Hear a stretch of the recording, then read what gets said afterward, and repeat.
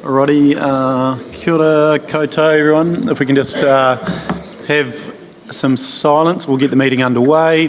Welcome everyone. I'm going to ask Brent Richardson to please come up and lead us in prayer.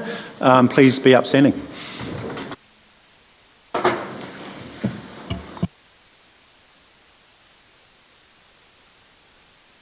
Thank you, Your Worship. Tēnā koutou katoa. Can we come before God in prayer? Let us pray. Loving God, we come before you at the beginning of this meeting, mindful of your presence, thankful for it, and thankful for the wisdom available to us. And we pray for that as we meet. We think also, as we commence the meeting, of Ray Bennett and ask for your blessing upon his family. We thank you for his many years of service in this chamber in various roles. Lord, as this council grapples with many issues of competing priorities on the public purse and of dreams and schemes and ideas and plans, we pray for your wisdom. Help this council, Lord, to make good decisions. We're reminded that the mandate that this council has is to serve our district and community, all its inhabitants, all its constituents. Lord, we pray for unity where that is possible, and Lord, where it's not possible, we pray for reasoned consensus. We ask for your blessing upon this wonderful district that we call home. We thank you for these community leaders, for all who have put up their hand to serve our community in this way. We pray for your blessing upon them and upon this meeting in Jesus' name. Amen. Thank you. Thanks, Brent. Actually, if you can all please be upstanding, and we're going to have a moment silent for former Mayor Ray Bennett, who has passed, and his funeral is on Thursday.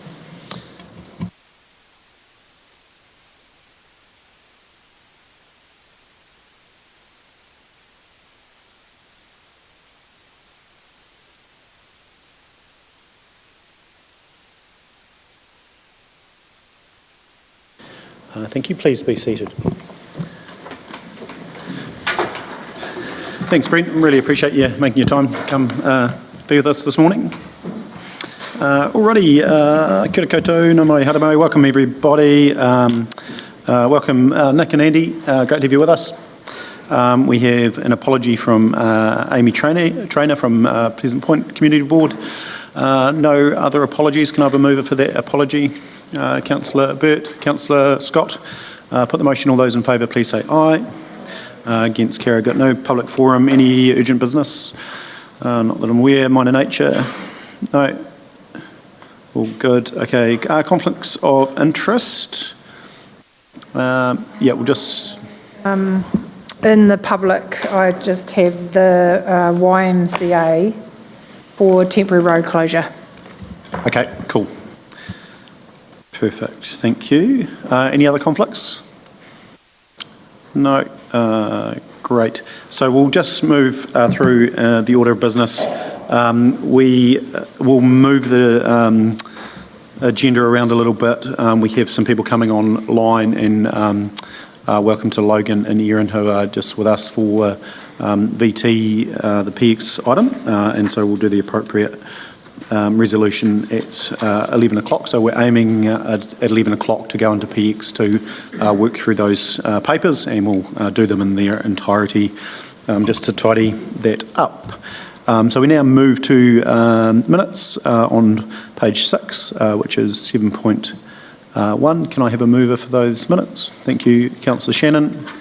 Councillor Wilson, thank you. Put the motion. All those in favour, please say aye. Against carried. Go now to page 20, which is 8.1, schedules of functions attended by the Mayor, Deputy Mayor and Councillors. I'm happy to move that from the Chair. Can I have a seconder? Thank you, Councillor Thomas. No discussion. I'll put the motion. All those in favour, please say aye.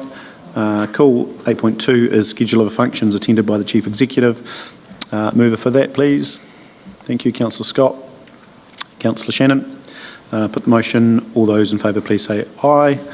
Go 9.1, which is common seal fixing. Is there a mover for that? Thank you, Councillor Shannon. I'm going to go Councillor Thomas. It was neck and neck. It was close on the... no discussion, I assume. I'll put the motion. All those in favour, please say aye. Just got a frozen screen. One moment.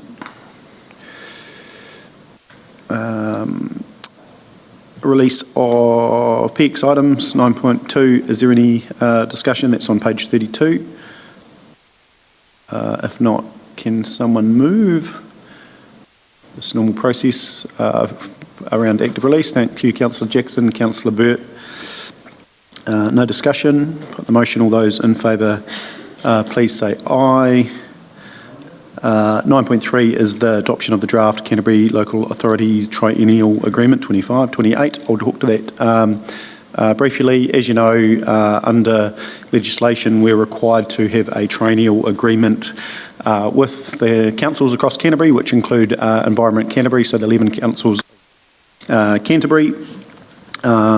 Mayors would work, mayors meet quarterly and work through joint advocacy and priorities for local government. Probably the biggest win of the last triennium was the joint work with Environment Canterbury around river funding, around stop banks, the 26 million across Canterbury, which is really positive. There, just as far as just a brief update on where we're at, we had some workshops in January around all the submissions that we as a council have been submitting on back to central government. There's a real view around the Mayoral Forum table with the possibility of CTB and the reform program moving forward, that actually that is the focus for the forum for the next foreseeable future. Obviously there's some things that have to land as far as legislation and what have you, and how we fund that work moving forward. There's a view that actually everything else within CUI should stop while that takes the priority. A lot of councils have pulled back funding for anything outside of what's committed in that work program. The danger of that is that the reform and some of these things don't happen at the pace or don't move as quickly as possible. So we've just got to balance that work program around Canterbury, especially in election year and what have you. So we're not just solely focused on reform and we miss the opportunity of other advocacy positions, etc. But yep, it seems to, I think we've come to some alignment last week, which was really good, around potential funding for the reform with ECAN, and I think that's developed quite well over the last couple of weeks. But if there's any questions in regard to this, otherwise I'm here to move that from the chair. Mr. Thomas, Councillor Thomas. Who, me? Yep. I noticed that Waitaki's in there, and so just an explanation of just how that actually works. Yeah, so Canterbury, so I think it's 61% or 59% of Waitaki is in Canterbury, but only a fraction of the population. I don't know, it's about 10% or something like that. So they are in both Mayoral Forums, so they're required to sign up to both, and they choose to come to both. Yeah, they're proactive in both forums, and Mel, the Mayor of Waitaki, actually chairs the Otago Mayoral Forum this time round. So yeah, a lot of travel for them, but they choose to be in both. Yeah, and so the fee that we pay through to Environment Canterbury, and it's relatively small, is prorated, and they'll just pay accordingly based on population and whatever other matrix, however we've come up with that. Yeah. If not, is there someone happy to second that? Yeah, Councillor Scott. No further discussion. I put the motion. All those in favour, please say aye. Against, carried. Go now to 9.4, which is road closures. Welcome, Susie, and we just note that one conflict that Councillor Scott has alluded to in regard to, it was the YMCA, wasn't it? Yep. All yours, Susie. Welcome. Yes, good morning. Thank you. Hopefully we've had enough of these through now. I can mainly take it as read, though I do have a couple of things to discuss. Obviously, we've got the 3 applications there. One we received, so for the exchange market, Eastern Market, we received notification on Monday that that was no longer going to go ahead. But for prudence sake, I'd suggest that we continue to approve the road closure if it's required, just in case there is, a late surge in interest and it does go ahead in the end. And the other one to bring up is the fee that the Central Y want to charge for the attendance at the Mud Festival. You have to approve that as well, but it's all as per the recommendations. So I'll take any questions. With the exchange market, okay, not going ahead, but doesn't the CBD group have their own budget that's funded by the council? I mean, and would the budget for the temporary traffic management not come out of that? Yeah, that's a good question. They apply through this process and apply for funding. I can't speak to what they are using their existing budgets on, but they've applied through here. So we just pass that on to the elected members to make a call on. Yeah, it's a good question, and maybe well, we've had that close contact previously with Alan being on around the table, but maybe we get an update.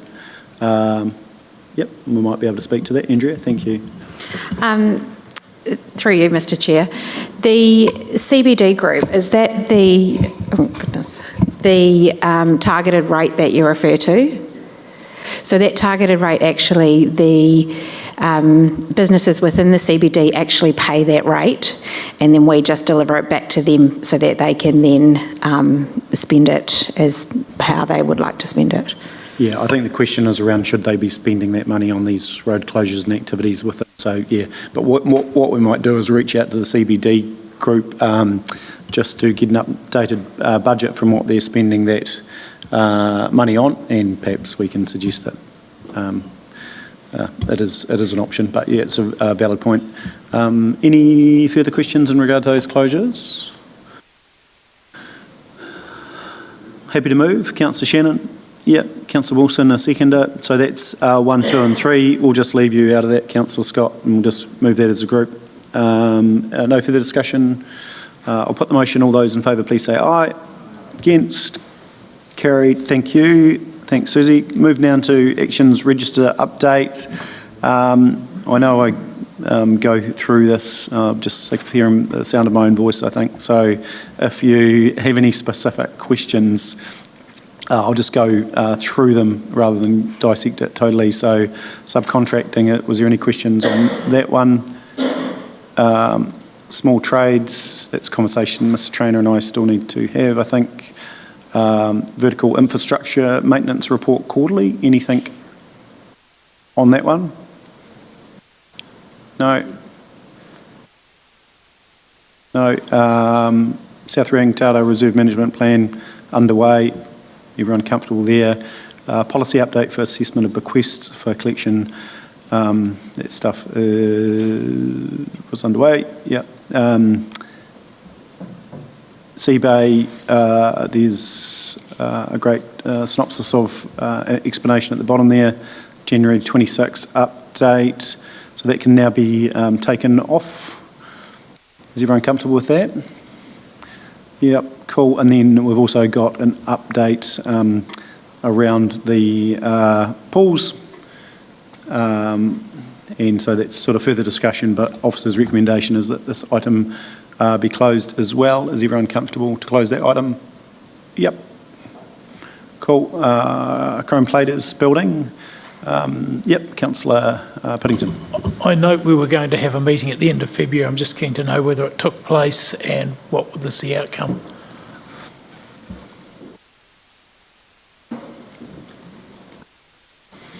Sorry, can you repeat the question? I just struggle hearing. Chrome Platers We haven't had the meeting yet. It is scheduled for the end of the month, but yeah, we're just busy collating information for that meeting at the moment. It may be deferred to first week of March, but yeah, it is impending. Cool, so we'll just leave that on until we, yep. Oh, sorry, was there further? No. Okay, so where are we? Current platers, yeah, so we'll just leave that action on. Endowment Land Fund Information Report.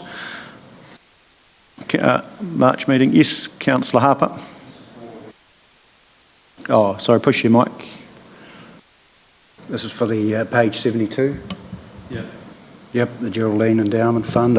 Just wondering about the, there's a couple of questions there. Somebody has asked for a investigation into the background of this fund underway and for a report to be taken to the March Council meeting. Is that of 26? Yep. 2026? Yes, that's the current, so it'll be due next meeting. Okay, so that wasn't requested on 14th of January 25? No, it was 26. Yep. I've had I don't know if this is the right forum to just get a background of this. Yep, go for it. Endowment fund. There is some opinion back in the provincial area of Geraldine as to who owns it. And there must be somewhere in the bowels of this building the old Borough Council TDC Strathalland amalgamation, and it might be 20 years ago, or is it 30 years? 30 years ago that where was this endowment fund to be allocated? Where, as the report says, a report will come in March, but at this stage we are finding it, we haven't found anything on it. So that's our problem at the moment. So if anyone knows anything more about it, would be greatly appreciated. Is that correct, Andrea? Yes, it is. So we can't find any documentation on it. That's our problem at the moment. Well, this is quite important. Is it lost?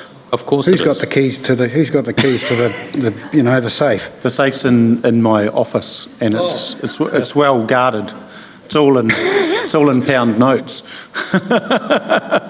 No, so I can give you some history. So there's still a balance there. We know what the balance is. That's reported in the fund. So I forget, it's about 400k, is it? Maybe something like that. There was, and I've heard different debates around the council table previously around the intent. So back in amalgamation 1989, there was land funds across all the councils. Supposedly, from what I've heard, is the Geraldine one, everything got amalgamated, bar the Geraldine one. So the Geraldine one, technically, there is a view that it should have been amalgamated into the land funds, but in the time that I've been here, it's only Geraldine that's benefited from that endowment fund. We've got OPC, Geraldine Development Fund for the medical centre, those sorts of things, and there's 400,000 left in that fund, yeah. Right, so there hasn't been a request to have a withdrawal for something else lately, or? No, look, the only thing that's come up, and I think the Geraldine Community Board, I wasn't there, had a discussion around potential use, but was that an open forum, Andy, or? Art gallery, wasn't it? Is it the Academy they're talking about? Yes. Oh no, there was Academy previously, but was that an open forum or the discussion? Yes, it was. So, and I think maybe a dog park discussion. So that's, I think, live at the moment. And sorry, I haven't heard, that was last week. I haven't been in contact with Rosie or yourself, Andy, and where that was for. But okay. Do we know how much other land there is? Do we know? Is there anything? No, it's just cash. But there's no more land to be sold. No, just cash. Oh, right. Okay. Yeah. So in my previous life and other entities, we had lots of these endowments, and again in that particular entity, most of these were not endowments. They were actually just like little funds, but we haven't found anything yet. So we need to find that. And it sounds like there is a history to it, but we have to find it. Okay. But possibly the easiest way to put it to bed would, at a point in time, exhaust the fund and then it doesn't exist. That would solve a problem. But we'll wait for that report to come through, see if it unbeds any further cobwebs, I don't know. Yeah. Good. Alrighty, so endowment fund. Next one was full internal review. This action can now be closed. Everyone comfortable with that? Yep, comfortable, not comfortable. Yep, cool, and that's it. So happy to move those actions. Update from the chair. Councillor Burt, second it. Put the motion. All those in favour, please say aye. Okay, so this is just, we'll go to 9.6. We'll just use the time as best possible. So 9.6 is just the resolution to include supplementary reports, which includes the water paper report. And so I'm here to move that from the chair, that we, thank you, Councillor Jackson, second it. Any further discussion? Put the motion. All those in favour, please say aye. Against, carried. We have 6 minutes. I think 9.7 budget reallocation for transport survey gear renewal. We might try and tackle that one. Get best use of time and see how we go. If not, we can adjourn and come back to that one if we need further time. Thanks, Susie. Yeah, thank you again. So this is just requesting a basic movement of funding that was scheduled for year 3 of the long-term plan, and we actually now need it later stages of year 2 of the long-term plan due to the technology changes that we've had and the 3G slowly being switched off. So some of our controllers don't work. We're able to borrow one at the moment from another team, but to get good effective use of our equipment, it would be good to replace the controller that we require so we can do an accurate survey and continue to undertake our survey and design for projects. Righty, yeah, Councillor Piddington. When you say borrow one from another team, they're obviously not using it, so... I mean, if we're trying to save money, why can't we just continue to borrow it? We can, but then you end up having... we can't borrow it full-time. So that's one of the keys. It's actually part of the Three Waters survey equipment. So I guess eventually it will potentially go into a CCO, and this is a small part of our overall survey equipment that we have within land transport, and land transport survey technician supports property, waste, parks, drainage and water, and really anyone else within the council that needs some survey done. So it's a crucial bit of kit for us for the long term. I don't think that's in the water paper, the library of surveying kit, is it? We might have to consider that with our decision. Councillor Piddington. Before you come to us, Susie, do you look elsewhere to see if other savings could be made? Is there something not going ahead in this year that could cover that? I'm just frightened we talk about saving money and every time a paper comes up we agree and more money goes out. So I just want to know the background, how hard you worked to find whether you had funding elsewhere that could cover this. Yes, so there is ability to fund it within, if you look at our reforecasting and land transport and capital, there is ability to use that, but because I need to report changes between categories, I still need to take a report to council to get the funding shift approved, whether or not it's from year 3 or from another category. I'm happy to do either, really. Feeling in the room? Councillor Scott, and then I'll go Councillor Burt. I think when I read this, we've known nationally for 2 or 3 years that 3G is going to be retired, and we sit here and it's a reactive budget adjustment to me. I mean, it should have been allocated in our budgets over the last 2 to 3 years. And so my question is this a true reallocation or is this an additional capital spend? I was bringing forward, so it was budgeted. Yeah, I know, but we've known that 3G is being retired for over 2 to 3 years, so why wasn't it allocated in the right part of our planning? It should have been in this year's budget, is what I'm trying to say. So we shouldn't be sitting here asking for adjustment. I think they were trying to sweat it through until 2026, 27. Okay, so which got we're the timing only wrong. Okay, so we're 3 or 4 months away from that, from the new financial year. So what happens if we don't renew now? And you put it where it's supposed to be, which is in from 1 July. What is going to happen if we say no today? That you wait until 26, 27 year, which is in 4 months' time. Yes, good question. And as Ms. Trader said, that yes, it's we have been aware that 3G is being shifted off, but those dates have continued to shift. So we've just tried to leave it till the kind of last minute to get that replacement. If we can't continue to borrow drainage and waters item, then we'd look to need to hire, which would be an operational cost. Well, we'd be able to put it to capital projects, but it would be a higher cost, which is can be quite expensive on a day rate. And then the other thing that we could look to do is obviously, potentially utilising some of the under expenditure in bridge replacements while we're still undertaking the design for Landsville Road Bridge and reallocate from that budget, so we're not bringing anything forward as such. So that's a possibility. And I suppose the impact would be that we'd probably have delays to our forward planning through our survey for our design for projects that will be in years 3 and further in the long-term plan. Almost in March, so March, April, May, June. So we're 4 months away from the new financial year. You would have that significant impact if this isn't agreed to today. Because I presume if you order it, I just find it intriguing that we're asking for an additional spend of $80,000 when we're 4 months out from the new financial year, which is where this is allocated in. And we're going to have such significant impact on other projects because we don't have this piece of equipment. Well, it will have an impact because it's still 4 months worth of work that will need to be programmed using hire equipment or drainage and water equipment, which could impact, I don't know what it will impact, borrowing from them. Can I interject? This is tools of the trade. This piece of gear is for the LTU, is tools of the trade. Now, we're going to get it switched off soon, so therefore they will not have the system. Effectively, you're correct, we're 3 or 4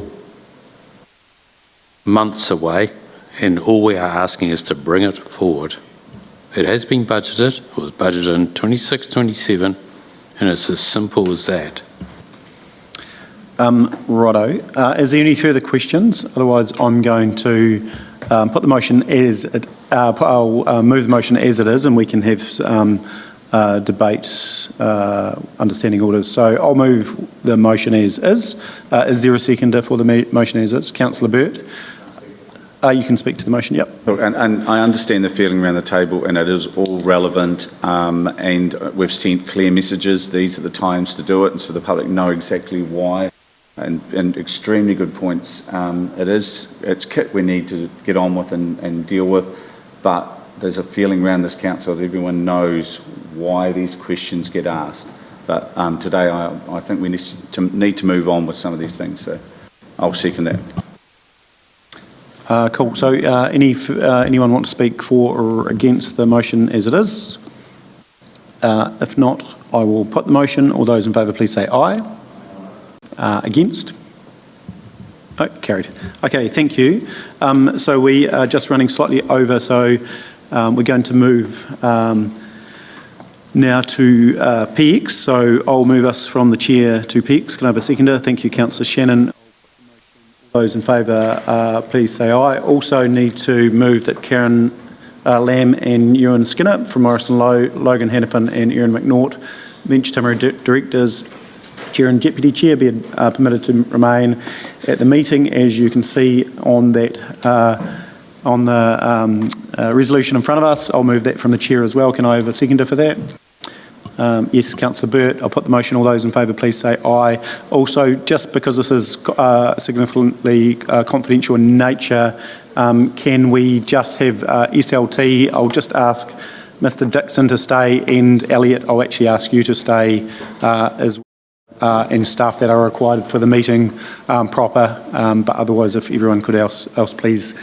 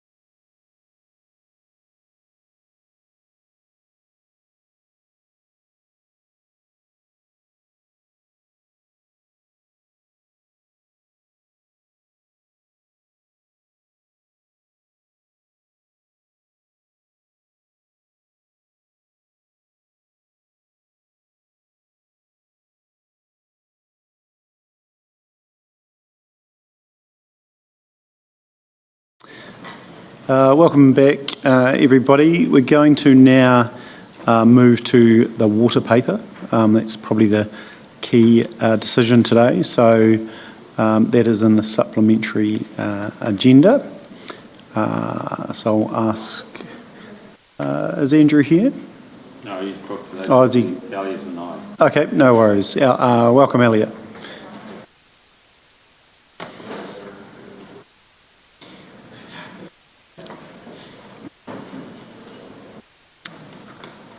Alrighty, so we'll kick in, we'll ask for a lead-in and taking into account the decision that Waitaki has made this morning. And I think Mackenzie's due this afternoon, so we'll be making a decision before them. I'll pass over to you, Elliot and Nigel. Good morning, good afternoon. Through the Chair, pleased to present an updating report on implementing Timaru District Council's Water Service Delivery Plan. This paper provides a basis for this council to determine its partner for a joint water company and the next steps for establishing that water company. And it obviously follows on from central government's local water done well policy program. Just for the benefit of any listeners, this paper follows on from a January update where a decision-making process was entered into by this council along with Mackenzie District Council and Waitaki District Council to look at possible options arising out of those two other councils' rejection of their water services delivery plans. Timaru's water service delivery plan was accepted, but we've always indicated, and the community feedback has supported, a larger joint water company, and so that's what we went off and assessed with our neighbouring councils, and one of the important options there was a Southern Waters option, which involved Clutha, Gore and Central Otago District Councils. And so, yeah, this paper provides a summary of that decision-making process and recommends that in light of that decision-making process and decisions made by and noted by His Worship just now, Waitaki District Council's decision to go south does constrain what is a reasonably practical option, and therefore the officer's recommendation is to partner with Mackenzie District Council for a joint water organisation. Two housekeeping matters. The financial analysis that was used in that decision-making process was updated at the last minute when this paper was being published. The error affected all options equally, and so our position remains the same, and that our conclusion still holds true. I've circulated to the elected members a tracked version of those numbers changing. And then finally, housekeeping-wise, the commitment agreement, which is attached to the back, this was produced by Mackenzie District Council at the end of last year on their agenda paper, but I understand it's come out of a 15th of July 2025 workshop, which explains why some of the terms and references to officers, positions and so forth is now out of date. It's only a starting point, and that's the second part of this paper is discussing next steps for the commitment agreement, which is essentially the pathway to establishing the joint water organisation.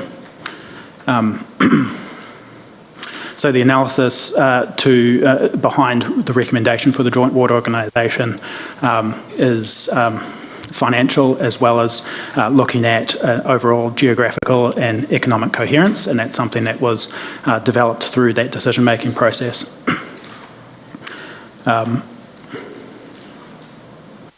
Fundamentally, although option 3, or the Southern Waters, MDC, WDC and TDC, the 6 council option, does have serious scale benefits, offers advice is that overall this option has risks which the smaller option of Mackenzie and TDC manages better. In conjunction with the overall coherence and geographical points that I've alluded to and which are detailed in the paper, we noted during our decision-making process that Timaru's industrial wet industries, which are significant consumers of the district's water services and which enable wider economic benefits for for the district and the surrounding districts was not a matter that we felt was would receive sufficient acknowledgement in the Southern Waters option, and that was a factor that was also relevant. I'll take the paper as read, and perhaps if there's any financial questions, that's obviously something I can't speak to, the Drainage and Water Manager is unwell today. Apologies. So I could quickly do the financials for you if you want. With the option with going with the 6 on paper gives you scale. However, the cost per connection for the various councils, there's a group of 3, which was Waitaki, ourselves, and Mackenzie. That group was at a step lower than the group from Southern, and their costs are actually quite a step higher. And of the three with Waitaki, Timaru and Mackenzie, the Waitaki was closer to the group of 3 down south. On the surface, it shows that you got much better scale with the model of 3, but the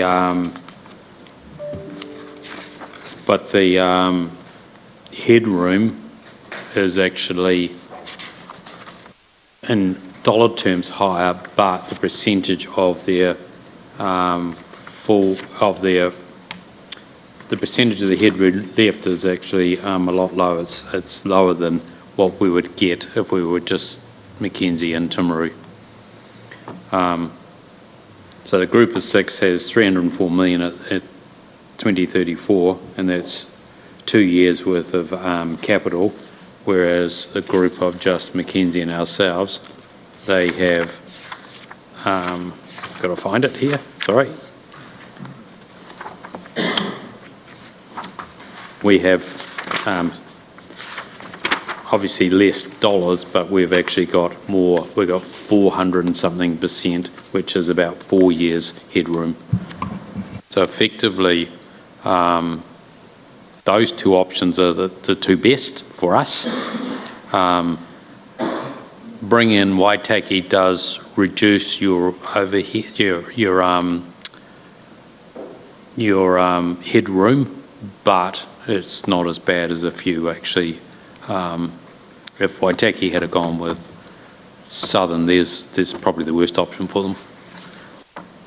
So we're recommending that we stay with Mackenzie and ourselves, mainly because of the profile of that cost per connection, the headroom, and also I think with their $1 billion capital program over 10 years, I think there's a lot of risk in that. And when you start looking at the number of non-compliant issues they've got, again, that adds to the risk.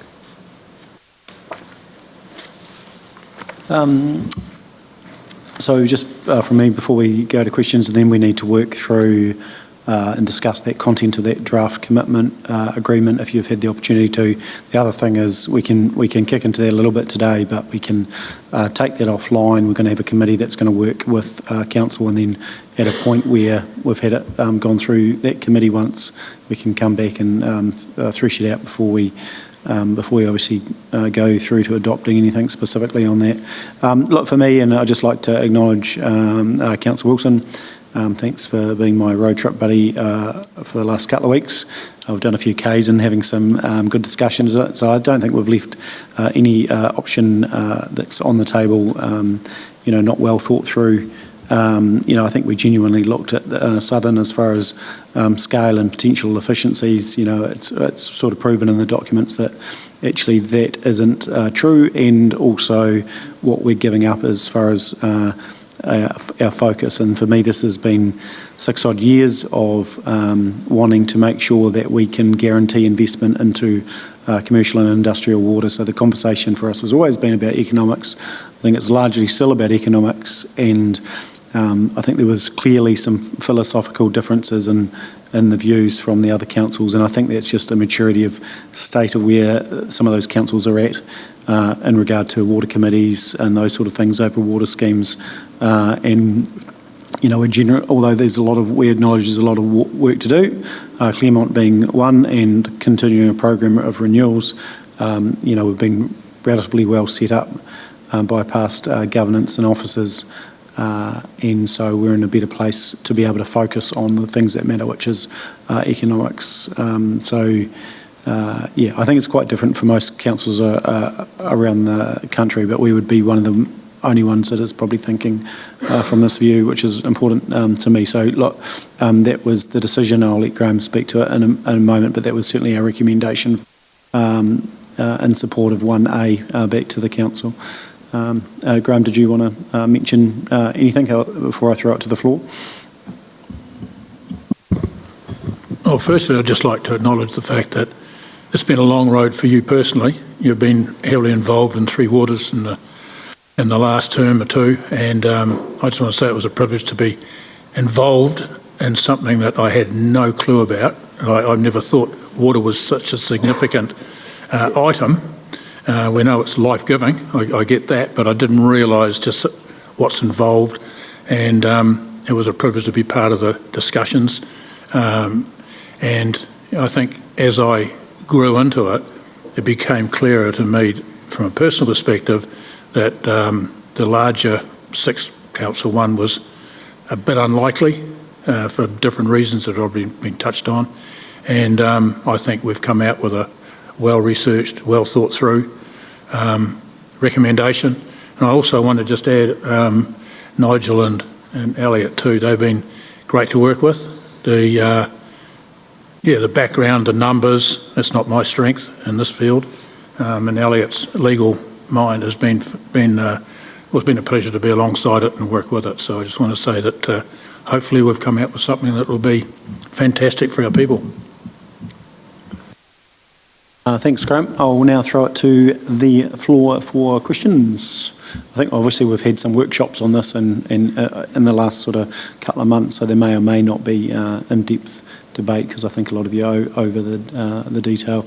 So if there's not, we can move it forward a little bit quicker. But is there any questions of the paper? And then maybe we go to point 2, which is discuss the content of the draft agreement before we go back to recommendations.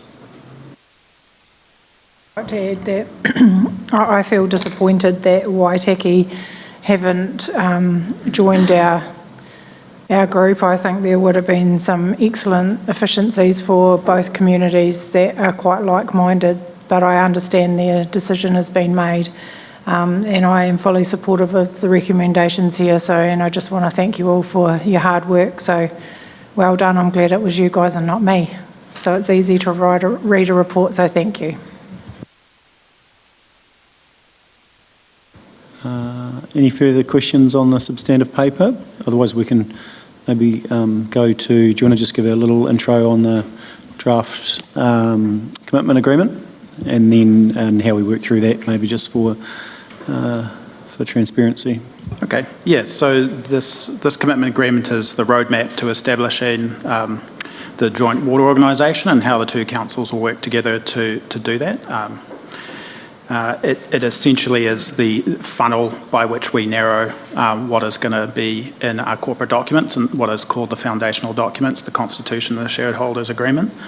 And so they give us confidence that we're working in the right direction, that we're bringing the right kind of analysis and options to decision makers to set those out. I have... so, as I mentioned before, I've attached Mackenzie District Council's suggestion and noted its genesis. The important things there, I think, are the makeup of that governance structure, and then the control that governance structure, that shareholder governance structure, has over the board, and it's probably important not to get too detailed too quickly, because it is a conversation that we need to have with Mackenzie working through, and there's information that is going to be turning up as we move through there, and I mean specifically Commerce Commission regulation is going to drop in a final form within a week, and then we have to start thinking about what we're transferring and the work streams to ensure that that water organisation is operational by 1 July 27. The last part of the paper attempts to give a little bit of a blue sky ideas as to how we might manage the industrial water aspect, and just some really high level suggestions there. The analysis is not as deep as we're going to go. I have been reading through various other water organisations' foundational documents that are available, and it's clear that they are identifying matters of interest for the shareholders, but the detail, it's very high level. So I do think that the shareholders' agreement is probably going to do the heavy lifting when it comes to that.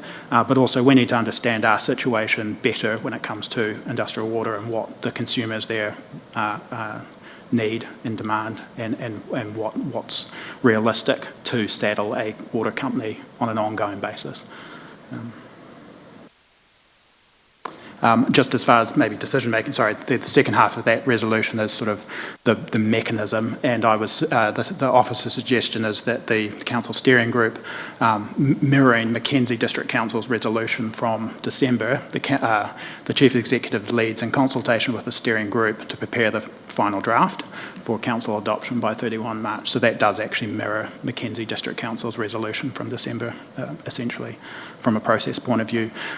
Prior to then, of course, we do have a committee day. It's possible that could be a useful day to discuss where we're at. But of course, you know, we have workshops and the ability to discuss this online with each other.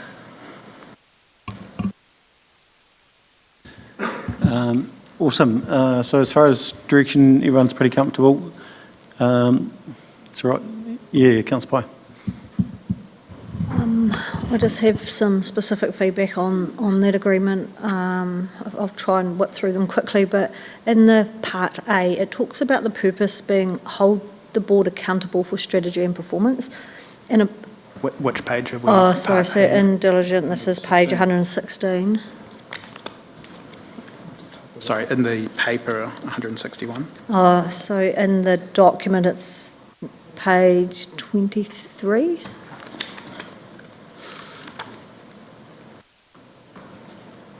Perhaps we should discuss it and I'll come back to you for the details on that. So my point is, in a previous life, those words hold the board to account, or hold the board accountable, have caused a huge amount of grief around expectations of what that means.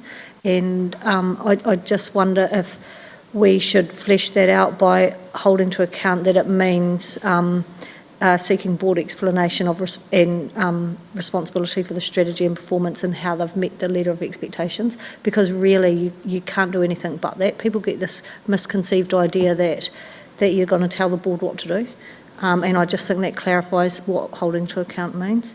Yeah.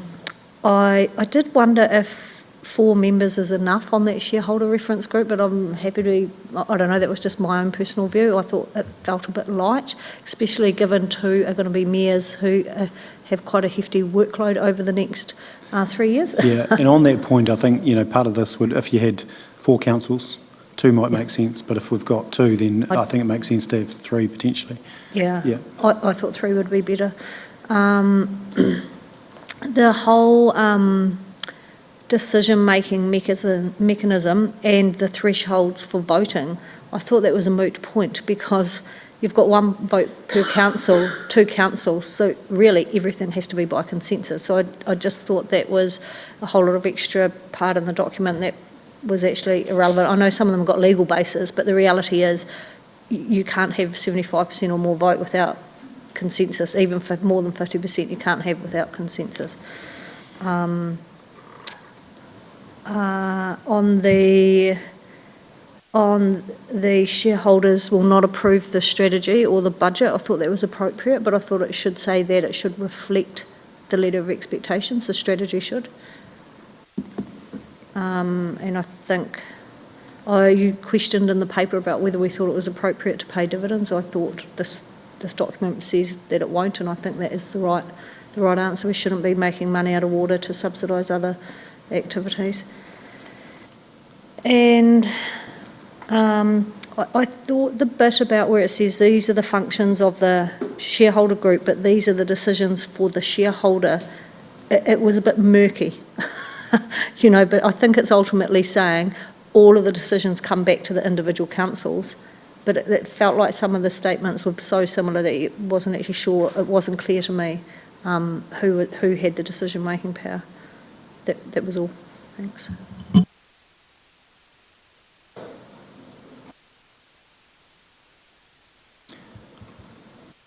I can send you an email through with that if you haven't got it all. Perfect. And that's a work in progress. In saying that, all this moves quite quickly, so we're going to have to make decisions on that soon. So, any questions on any of that from this side of the table? This side of the table? No. If that's the case, we can move to the resolutions.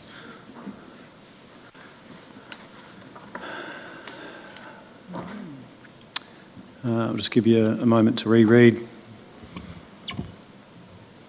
Biggest decision you'll make for the year. No pressure. You all feel pretty comfortable. It's just the relaxed bunch of councillors we've got, eh? Take anything in their stride.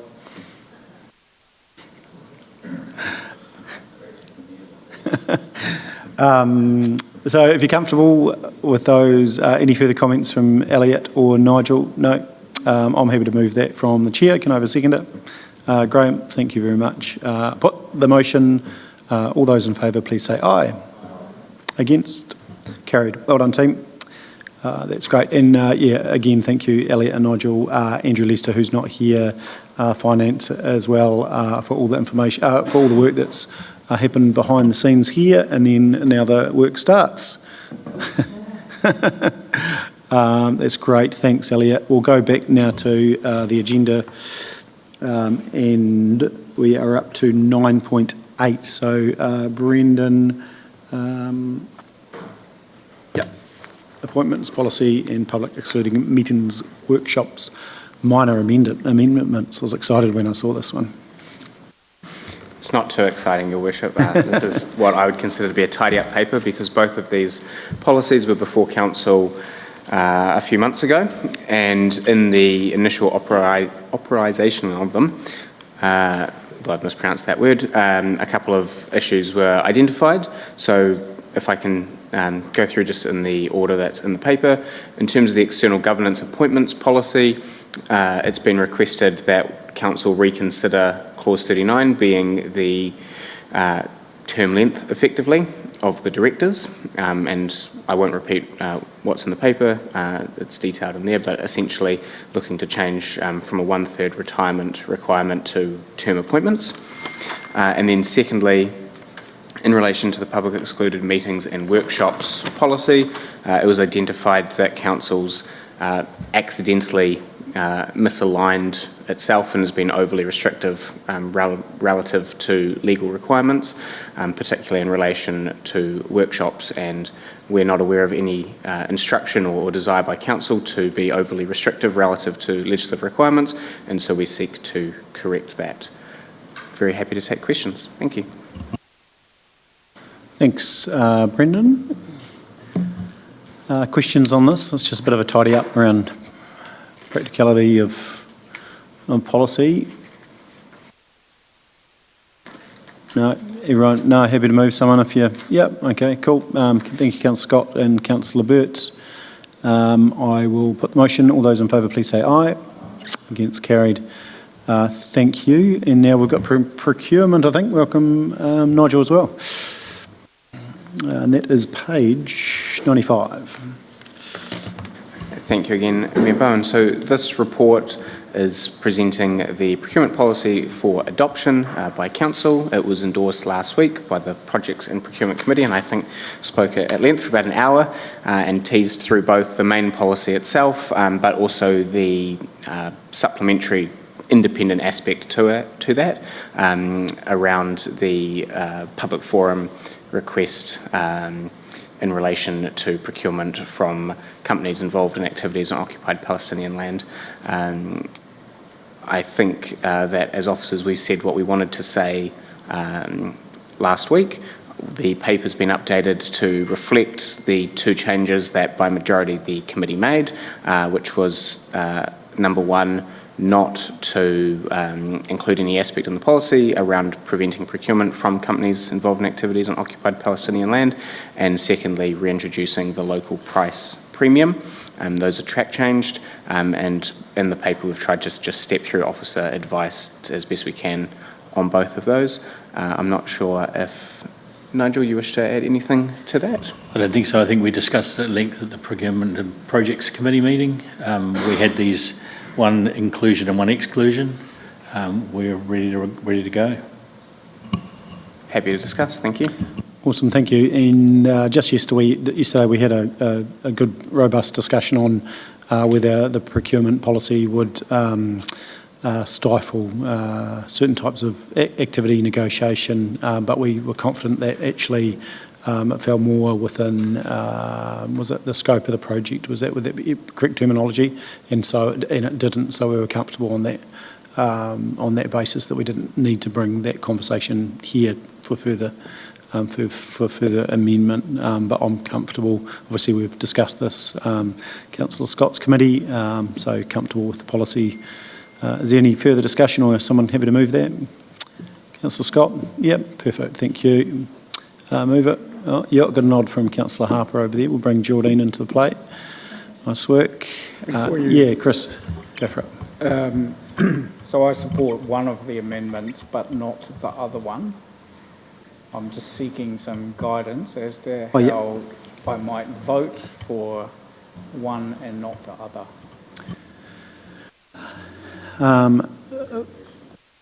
Yeah, do you want to just talk to what you... Oh, yes, relative to last week's decision, yeah. Do you want me to talk about it? Or? Yeah, you can briefly, yeah. Okay, I mean, as a matter of just my personal view is that we should be supporting having in our procurement policy a exclusion of dealing with organisations that are seen as condoning the Israeli actions in Palestine. And just to sort of a little bit of background, you know, we're talking about the West Bank of what's called the West Bank. Israel took over that piece of land. It was previously part of Jordan, and a large number of Palestinians live in the West Bank. Since Israel took it over, they've had a policy of military actions to demolish and remove Palestinian villages, homes throughout the West Bank, and that continues right through to today. I mean, right through into the last week, there's been a lot of flare-ups and so forth in that area. I believe that we should be making a statement. I acknowledge that this will have no significant impact on our procurement policy because we don't deal with any of those companies as far as that's what we've been told. So I don't expect that it's going to have any material effect, but I do support that we have that in our procurement policy. Thanks. So my advice on that, because what we will do is when we call for a mover and a seconder, when you're going to vote, you can vote against it, and with that point we can record that for the meeting minutes if you wish, and I'll ask you again at the time. So that would be the appropriate point, but you'd be voting against the adoption effectively. Yeah. No, that's fine. Any further? No? All good? Okay, so happy to receive a mover and a seconder for this. Oh, sorry, we've got Councillor Scott and we got... Oh, you did too. Councillor Harper. How can I forget? So we'll put... No further discussion. I'll put the motion now. All those in favour, please say aye. Against? Carried. And would you like that recorded? I would like it recorded, and just to make it clear, I do support the local price premium. I am against not including the official position on the action, Israeli actions in Palestine and dealing with those companies. Yep, perfect. Noted. So that is moved. So thank you, team. To myself off, I appreciate that. We are now on to council investments and borrowing for the period ending 31 December 2025, 9.10. Yep.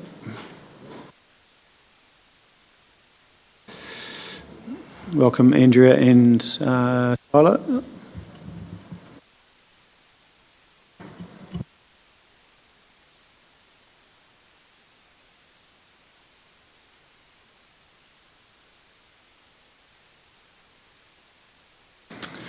Through you, Mr. Chair.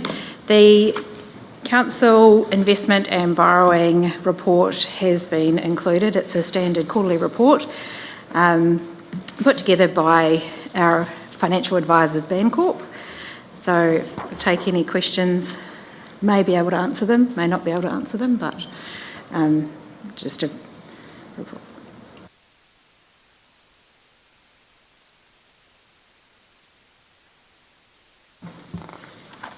No questions? No, borrowing report, all pretty standard. Yeah, okay, well, let's move that forward, that one. I'm happy to move from the chair. Seconder. Yeah, we'll go Councillor Thomas, thank you. Put the motion, all those in favour, please say aye. Against, carried, thank you. 135, Council Financial Performance Report to 31st of Jan 2026. Thanks, Andrea.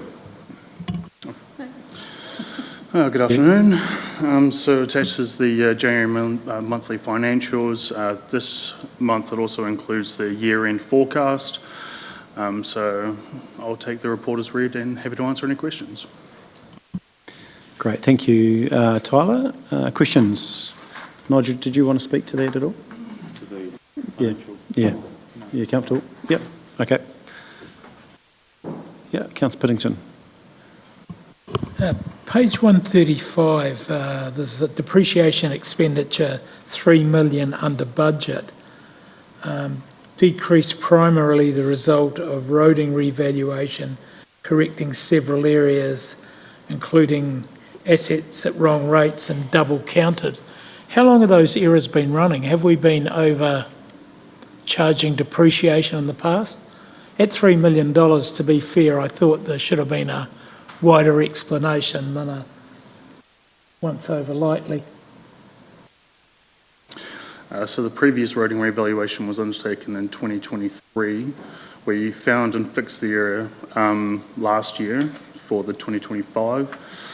So it would have been about 1 year that it would have had the additional depreciation, which washes out through equity as well. So explain how it washes out.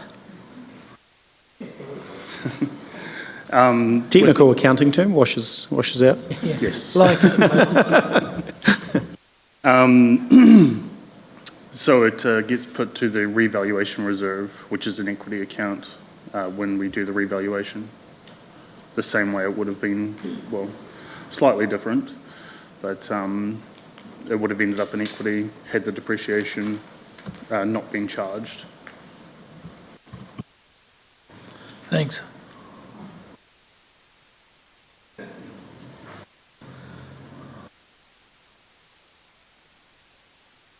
So from the questions that Michelle raised, is there any further questions in regards to those, or were they answered?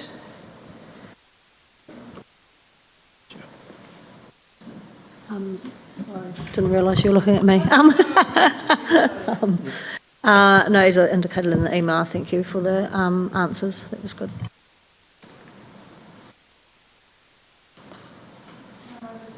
Questions. Yep, go for it. Just with regards to the current, obviously, favourable variance, how much represents permanent savings versus temporary deferrals? That's question one.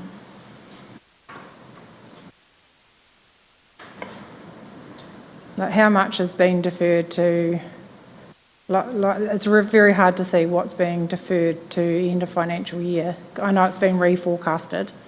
Are you talking about capital? Yeah. Oh, okay. Sorry. Right. Tyler, sorry. I'm on the first page. Sorry, I should have seen what page. Yeah. I believe the deferrals are around about 10 million. Okay. And then the actual savings in total were approximately 4 million. Okay, yep. Okay. And I just, we always talk about 100% deliverable for projects. That's our assumption, is that we'll deliver 100%, which we don't. I just wondered if you knew what the actual average capital delivery was. Not something that we know off the top of our heads. Yeah, okay. So we can. It would be very good to respond. know, because I just concern, that each year on year, we are in the same position. So it would be quite, I would like Sure. if someone could just have a look at that, that would be really good. I think that will help for our annual planning as well. Absolutely. Thank you. I think if you're going to get that information, you need to also, there are capital items that are in flight that are actually happening, like the big one across the road. There is a timing issue with that.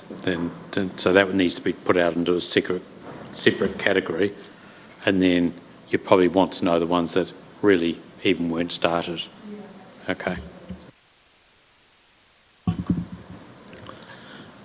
On page, sorry, I'll find it, page number, will I? Page 144, there's 792, an overspend on staff costs to be budgeted to projects, which is kind of fine. Do you balance the ledger by showing that as a spend on those capital projects? Yes, we do. Yep. So when does the transfer happen, at the end of the project? So it's been happening on a quarterly basis, so every quarter the team will let us know. Part of going forward, Element Time is a new timesheet system that will then be recording that as soon as the transaction happens, so on a weekly basis. Yeah.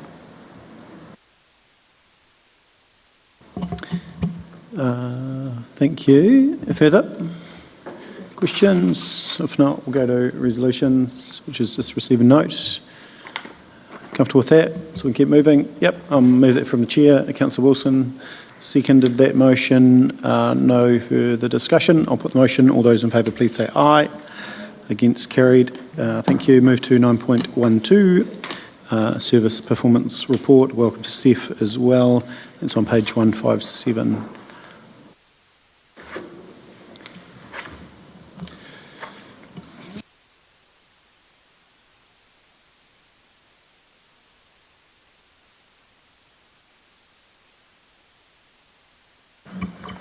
Thank you, and through the chair. So this is your quarterly non-financial service performance report.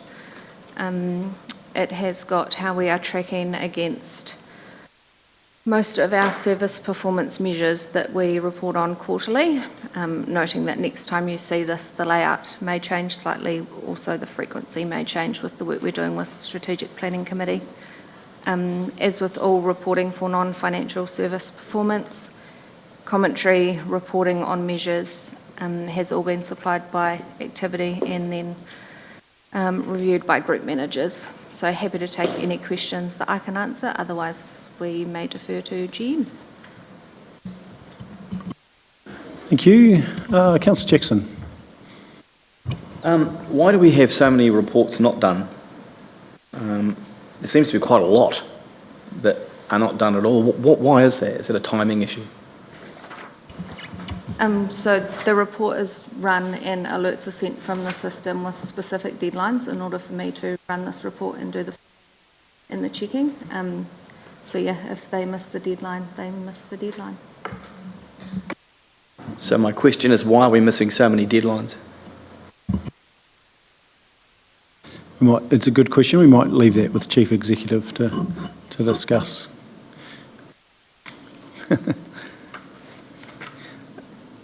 Councillor, did you want to? No, yeah, comfortable. I think that's probably a takeaway, Councillor Jackson, if you're comfortable with that. Councillor Shannon. Thank you. Just a couple of things there. We look at their commentary around continual vandalism ongoing on the public toilets. The cost of dealing with that versus me trying to open my notes here. The cost of doing that versus CCTV. Has that been investigated at all? That's my first question. It'll be Mr. Dixon. I guess what I'll say about CCTV is there's never been a conviction by the police using CCTV footage, so it is a deterrent, but that's about all. Yeah. Yeah, well, that's good, isn't it? Deterring it, yeah. at the end of the day, your call, I suppose. I'd like to see some figures on that, though, actually. And with regards to the introduction of the new private BCA, Mr. Cooper, starting to have an effect on the Timaru district with several notifications received by the end of this quarter. Can you say, what is the private BCA supplying that we aren't, or what is the better value that a customer might be getting from a private BCA that we can't supply, noting that, of course, our BCA's cost structure or pricing structure is just to recover costs, whereas private's obviously making the profit. So what is it that they... Well, they're a different model. Councillor Shannon, they're purely BCAs, so they're purely doing consents, whereas sort of 30-40% of what we do is as a territorial authority, which they can't do, and the recovery for that is different. But for their particular business model, they're looking for clients that they can work with, that they can replicate and repeat, so that they have lower RFIs, less questions to ask. Because they're repeat customers, they develop an understanding over time of what's required. So you have a quicker and slicker operation for the private businesses and developers that use the BCAL model rather than going to different BCAs all over the country or all over the South Island or wherever those companies work and getting a different flavour from each. So we are replicating that, and we'll probably discuss that more at the committee meeting in a couple of weeks' time when we bring a paper with an update on the BCA. But we are actually, as you know, we're pioneering the first in the country to go and do consents outside a district. And the reason we're doing that is to support Timaru Inc. and give our businesses in Timaru that slick, quick experience where there's a high trust environment and you can turn consents over much quicker. So I think we are doing that. Yeah. Thank you, good to hear. And wastewater down at number 45, two weather events in December impacted the wastewater network. So have we still got significant challenges there with Mr. Lester's not here, is he? Okay.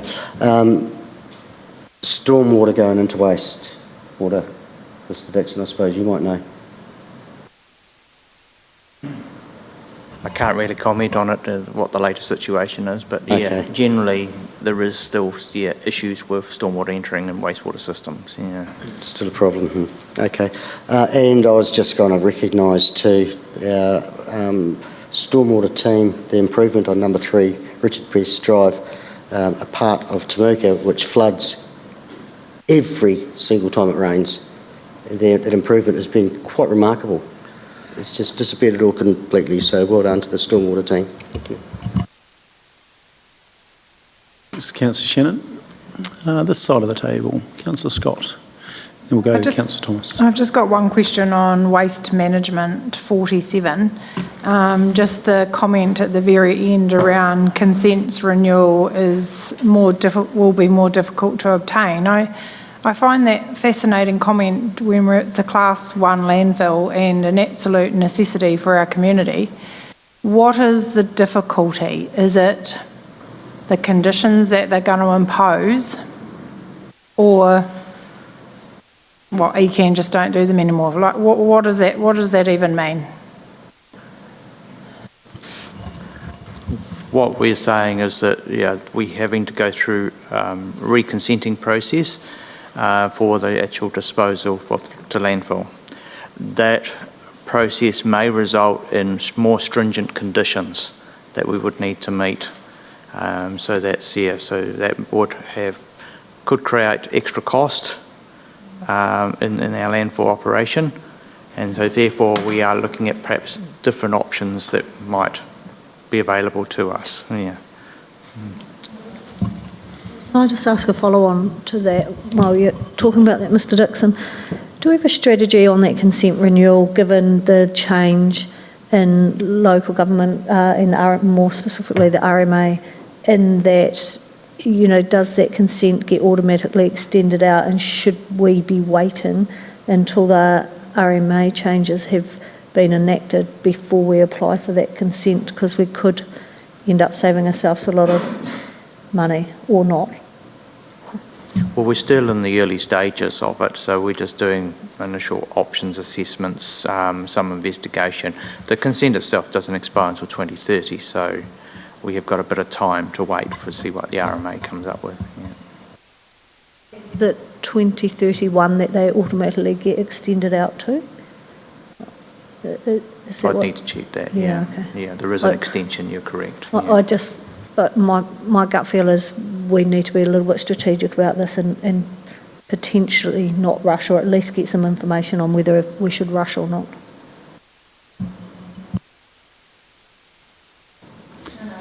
I absolutely agree. We don't want to be doing unnecessary work. So, and don't waste money on reports if it's actually not necessary. Thank you. No, 100% agree. I was going to Councillor Thomas, then back to Councillor Jackson. I just want to ask about emergency management. It's mentioned in para 33 on page 160. Now, the proposed new bill has been through its first reading in Parliament. I know it's going through Select Committee at the moment. And this may be for you, or it may be for the CE. From what I understand, it actually places a considerable amount more emphasis on councils working with communities for emergency management. What's our plan? Are we actually doing something about that? Mr. Cooper. Through your worship, we are continuously working with the community to help them understand that civil defence isn't an army of people that the council has stashed away somewhere. We have two people here who help coordinate that, and then a lot of people who support that as part of their role within the council, but civil defence is the whole community. So it's about coordination and creating the environment where people can effectively look after themselves to the most or the best of their ability.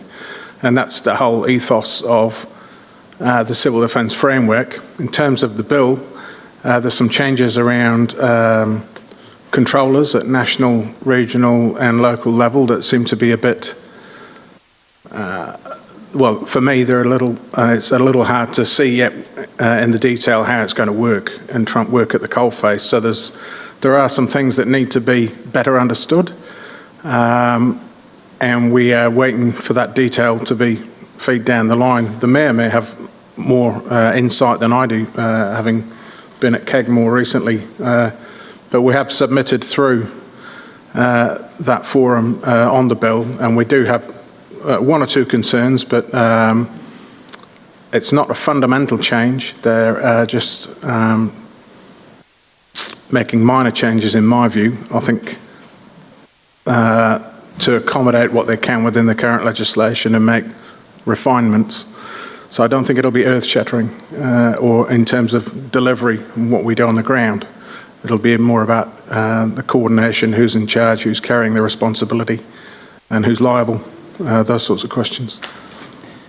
Yeah, I don't think there's going to be a massive change. I think the key thing through it is it's recognised that a response is locally led. It acknowledges that. So then it just comes down to how much work you want to do at that local level. We've got 2 FTEs sitting in that space.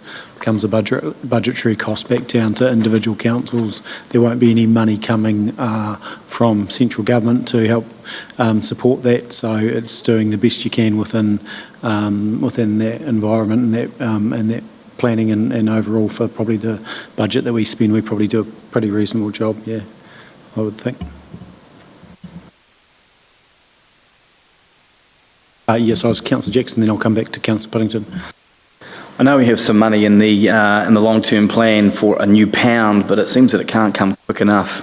37.3 on page 160, just regarding, probably for you, Mr. Cooper, 3 dogs awaiting prosecution, one coming up 3 years. So if I read that right, that means that dog has been there for 3 years. Why is that prosecution taking so long? That's between the dog owner, who has obviously thinks it's in the best interest of the dog to pursue appeals at every opportunity, and that's what's happened. We're currently, it's been appealed, the district court decision has been appealed, and we're currently in that process, so I can't talk too much about that particular case. I do know in the last 2 weeks we've had 2 significant dog attacks, and a third that was not quite as serious, but some of it's required hospital treatment and hospitalisation, and it's those sorts of things that when we seize the dogs, which we have, and then we have 3 or 4 of those dogs in our pound, and then we start an enforcement process that may lead to a prosecution. If those dog owners are not willing to sign the dog over to us, as part of a mitigation of going through that process when they do get to court, if things do go to court, they can be in the pound for a couple of years. It's a real problem. Yeah. So is there a risk then, if that's the case, that we've actually got some dogs on the streets that aren't being dealt to because we just don't simply have the room? Through you, Your Worship, we do have agreements with neighbouring councils so that when our pound fills up, we can drive to Oamaru or Ashburton or wherever it might be and rehome those dogs in a pound until such time as we can get them back to our pound. The new pound this year will be doing the plans and consents with a view to kicking off that project in the next financial year, and we're looking for doubling the number of kennels that we've got in the new facility, with more appropriate exercise areas. So the funding is sat there for that, and we just need to get on with deciding where we're going to put it and get on with it and get the plans underway. Yeah. Thank you. Councillor Puddington. Just community support, airport negotiations with airport leases are taking a bit longer than expected. We're about 2 years in running, so when are we expecting it to be resolved?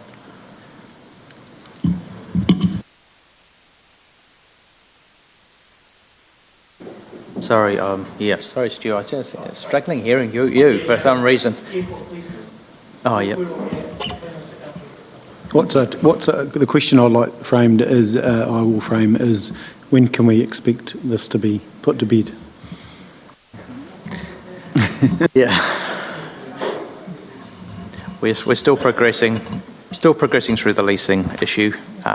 We will be holding a meeting with the leaseholders, but also there is a letter to go out as well saying, outlining what they've submitted and what our position is on that, and we hope to get it resolved. At the moment, I'm dealing with a CAA audit, so there's a slight hold up there, but we'll get back onto those leases very shortly. So we've been in communication with the airport users group. Each time we send a lease out, we get another communication of more changes that they want made to it. So we actually haven't landed one yet, because every time we change it, there's something else needs to be changed.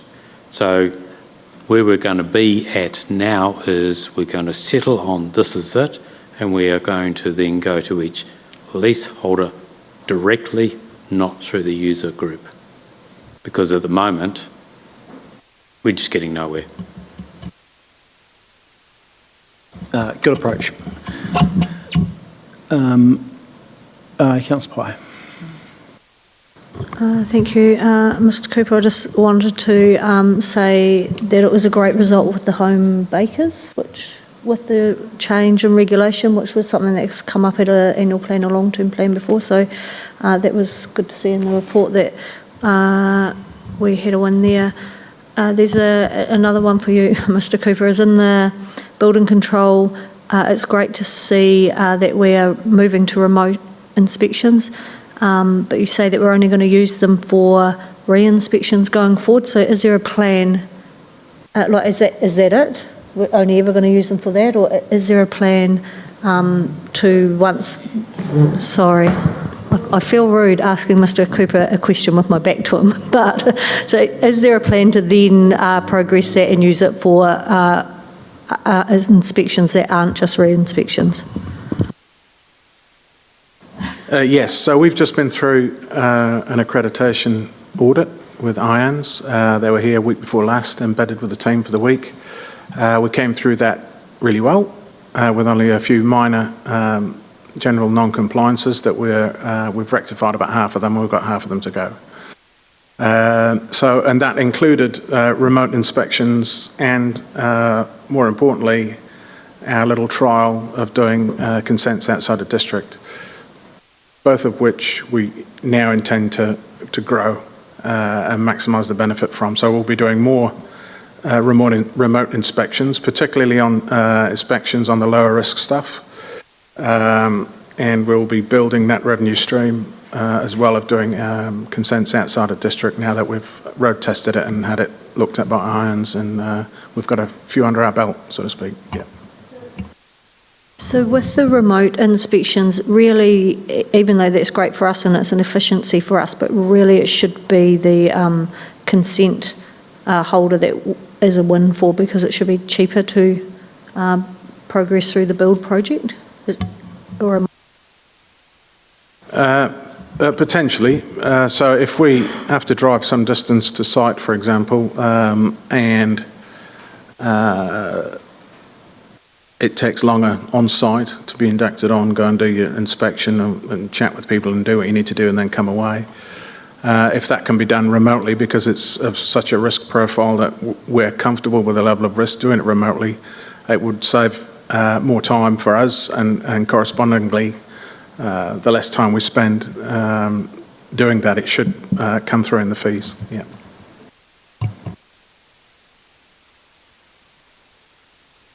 I did have a few other questions, but I just need to find them, sorry. Right, no worries.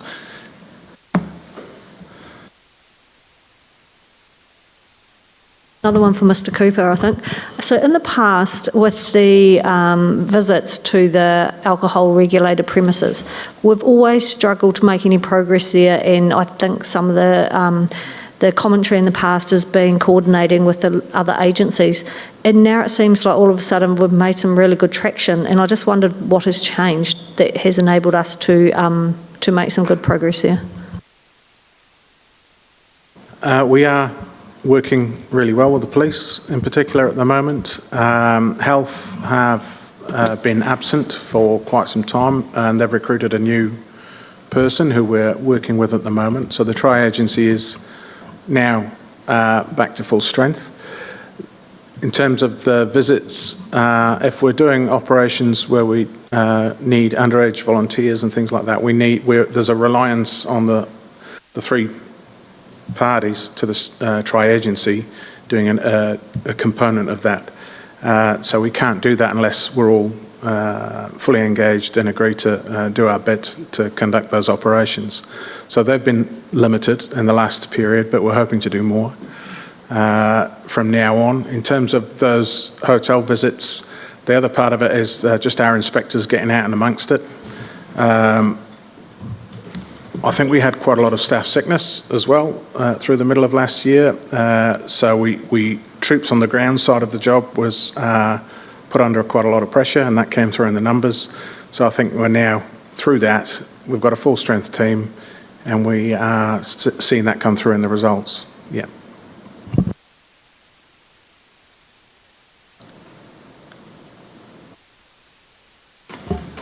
Alrighty, okay, we'll keep moving.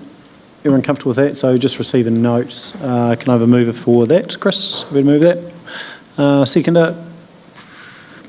Councillor Jackson, thank you.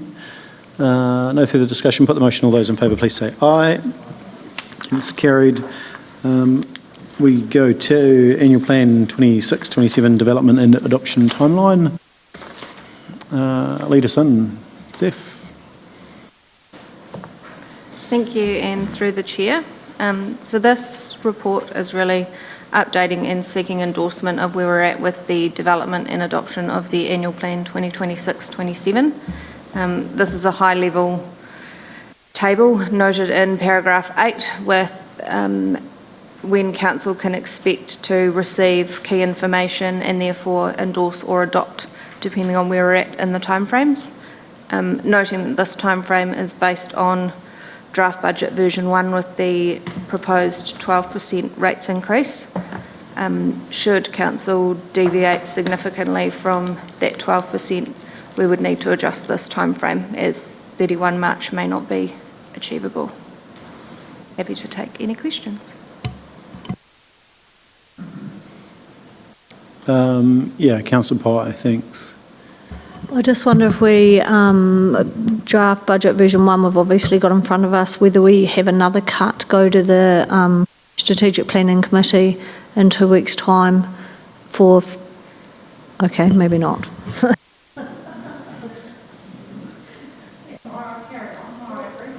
Just wondered, I mean, the whole point of putting that committee together was to have a better oversight into the annual plan and more robust discussion, with a smaller group. And I feel like we're just defeating the purpose because we've brought the draft budget here and we'll bring it back here. I just wondered if we don't get what we need out of today, that's another opportunity before the next time you bring it to council to actually get some good feedback there. I was trying to make use of that committee to give more opportunity for feedback. Yeah, so the thinking behind bringing annual plan to council at this stage is so that we can free up Strategic Planning Committee to focus on what's flowing through Development and Growth Committee, and also focus on LTP development, because we really need to get some traction moving on that project too.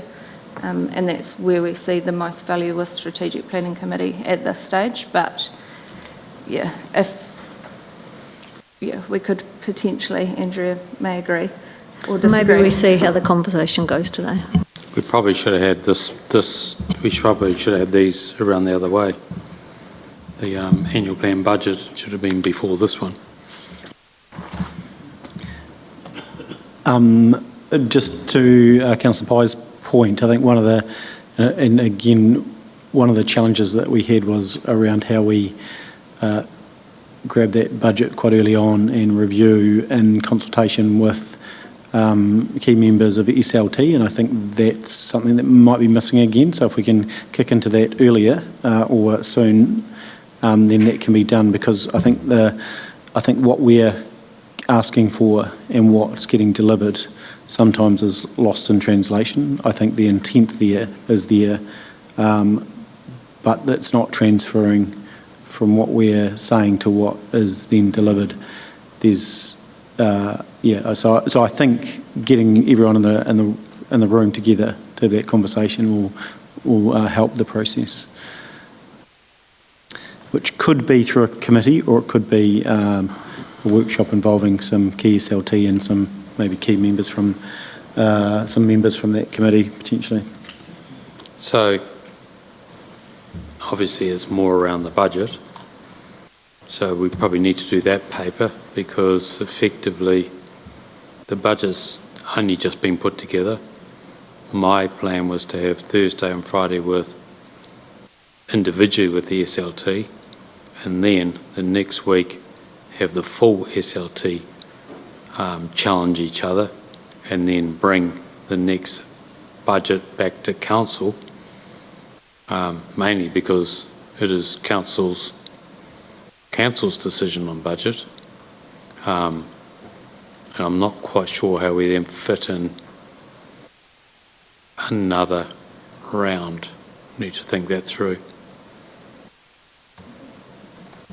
I guess my concern is, and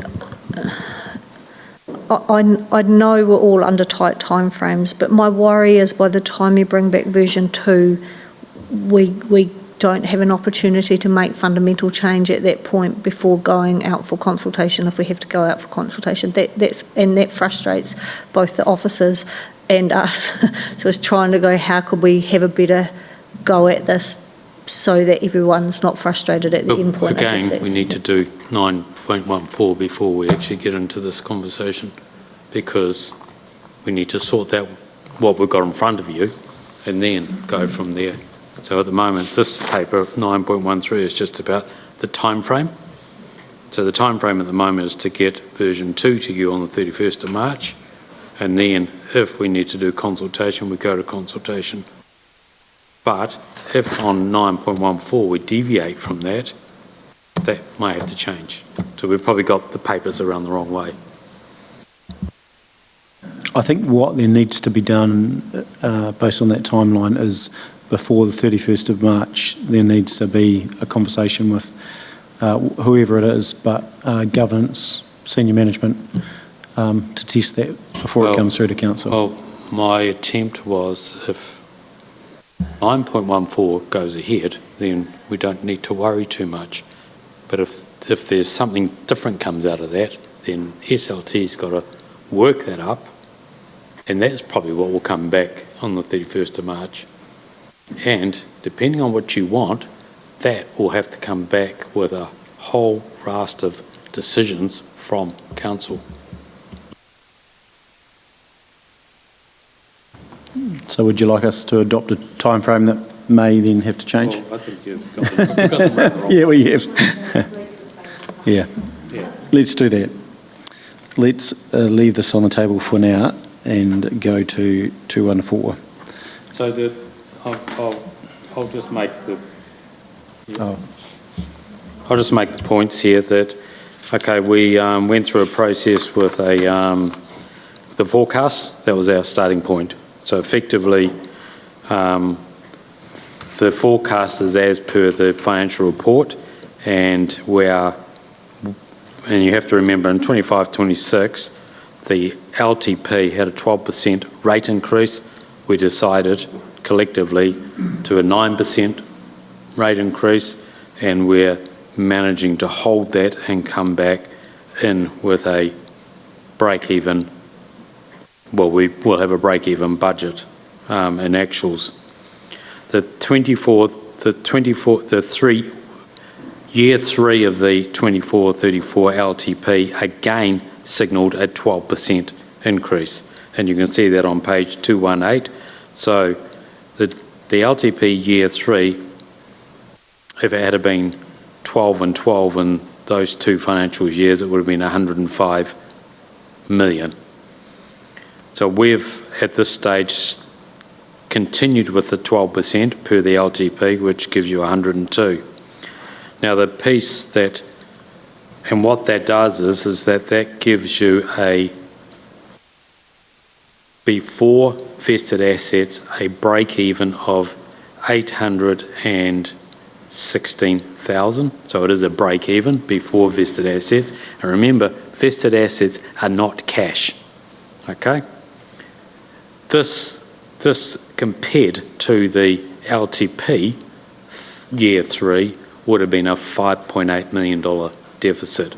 So effectively what we've managed to do for next year is we've managed to pull back $5.8 million worth of costs and or revenue, and that's the equivalent of approximately 6%, approximately. So effectively the 12% that was forecast in LTP is now giving us that 816 surplus, and we've managed to achieve that in over the last 2 years. Now, there are some additional costs in here that these guys can go through. So we'll go through those and tell you what they are. There are some of the numbers here that SLT as a whole haven't had the opportunity to really challenge each other, which we are going to be doing next week. So can you tell us what the increased items are on some of the lines?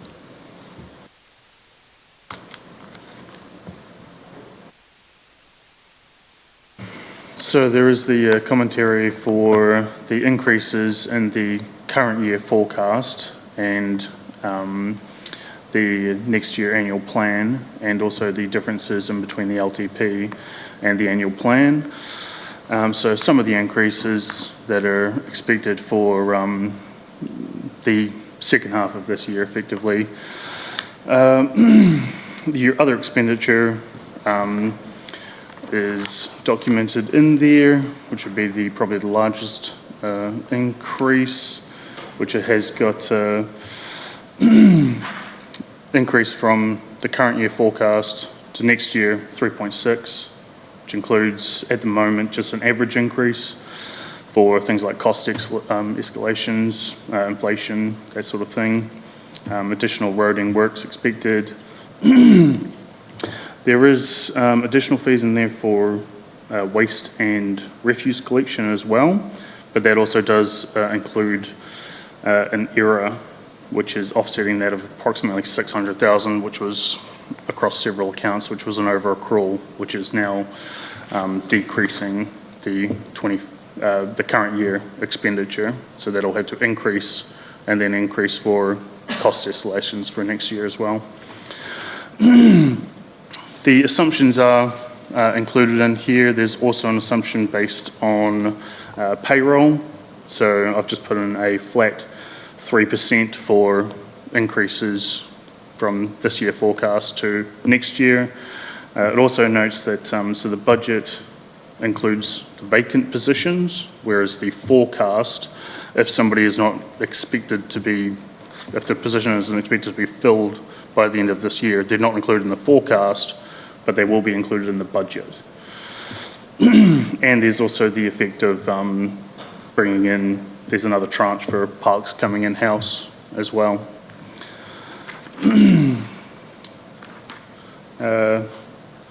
As noted in the assumptions, there's also some assumptions in there for additional finance costs. For instance, a 1% increase on our interest rate at the moment would be a $2.5 million increase in our finance costs, and we've also got in assumed borrowings for the increased capital plan. Similar with depreciation, so we have got the water revaluation at the end of this year, which is budgeted at the moment at a $70 million increase, so we'd expect additional depreciation on that, as well as for we're going to do a big push on getting a lot of capitalisations done, which will then increase depreciation next year as well. So those are the significant differences between the current year forecast and next year's annual plan. So when you look at page 218, personnel costs are below the 24-34 LTP year 3. We've gone down by 2.1 million. That is the restructure. However, that is also absorbing the last tranche of the parks, plus we have a fatigue issue in a couple of our areas that we have put some money in here, but that may or may not happen. We need to work that through. Obviously, finance costs are going up because the borrowing is going up. We can't do anything about that. The depreciation, that is going up because we are going to be capitalising more. The other expenses, there's 6.8% increase. That's the one that I really want to get in under, but again, is still 1.6 million under what the LTP was. And yes, we do have other costs that are coming at us, such as the regulation costs for water and so forth. So my thinking is, at the moment, it's 12%. is what we've factored in here. Now, if we went down any lower than that, each 1% is $1 million we have to find somewhere, either through revenue or through costs. Now, if we are to do that, the only way we can do that is to get the SLT in a workshop for the day and come up with some options for councillors to either go yes or no to. And some of those options would be quite challenging for you as councillors. I think it's important that we go through that process because there is an expectation, whether it's right or wrong, around rates capping and when councils are going to bring that thinking through to long-term plans. So I think that makes good sense, and then it gives us some oversight over the SLT thinking. What we have some concerns about, that when we've asked for savings in the past, it's then been taken from things like renewals of infrastructure, which was not the intent. It was actually the intent for a more pure OPEX as opposed to renewals or something. Sorry, more what? More operational in nature as opposed to something like renewals, which we deem probably more important as far as the infrastructure side of things. I also think that we will have to come back to you with a reduced capital plan. I really do. I think that if we're going to be heading into a rates cap regime, then potentially you've got to start pulling it back. And at some point, once we've done Claremont and the other two, we're going to have to start thinking hard about not borrowing any further, actually using the, and if we can get the P&L to break even, we should be just using the depreciation, which is about 43 million. That's your capital. That's it. Unless there's a really strong business case for it. That's my thinking. I agree with you, Mr. Trainer, and I would suggest you don't need 1 day. I suggest you need 2 days workshop because there's some serious work to do. I was quite disappointed when I opened up my papers on Sunday to see that what felt like a LTP shift from here to here and no thought, and I know that sounds a bit harsh, but I really hoped that there had been some work done on it to show that commitment to our community, that we were looking at how to reduce our rate rise and also that capital works program. So I definitely support SLT getting in a room and taking this extremely seriously for our ratepayers at this present point in time.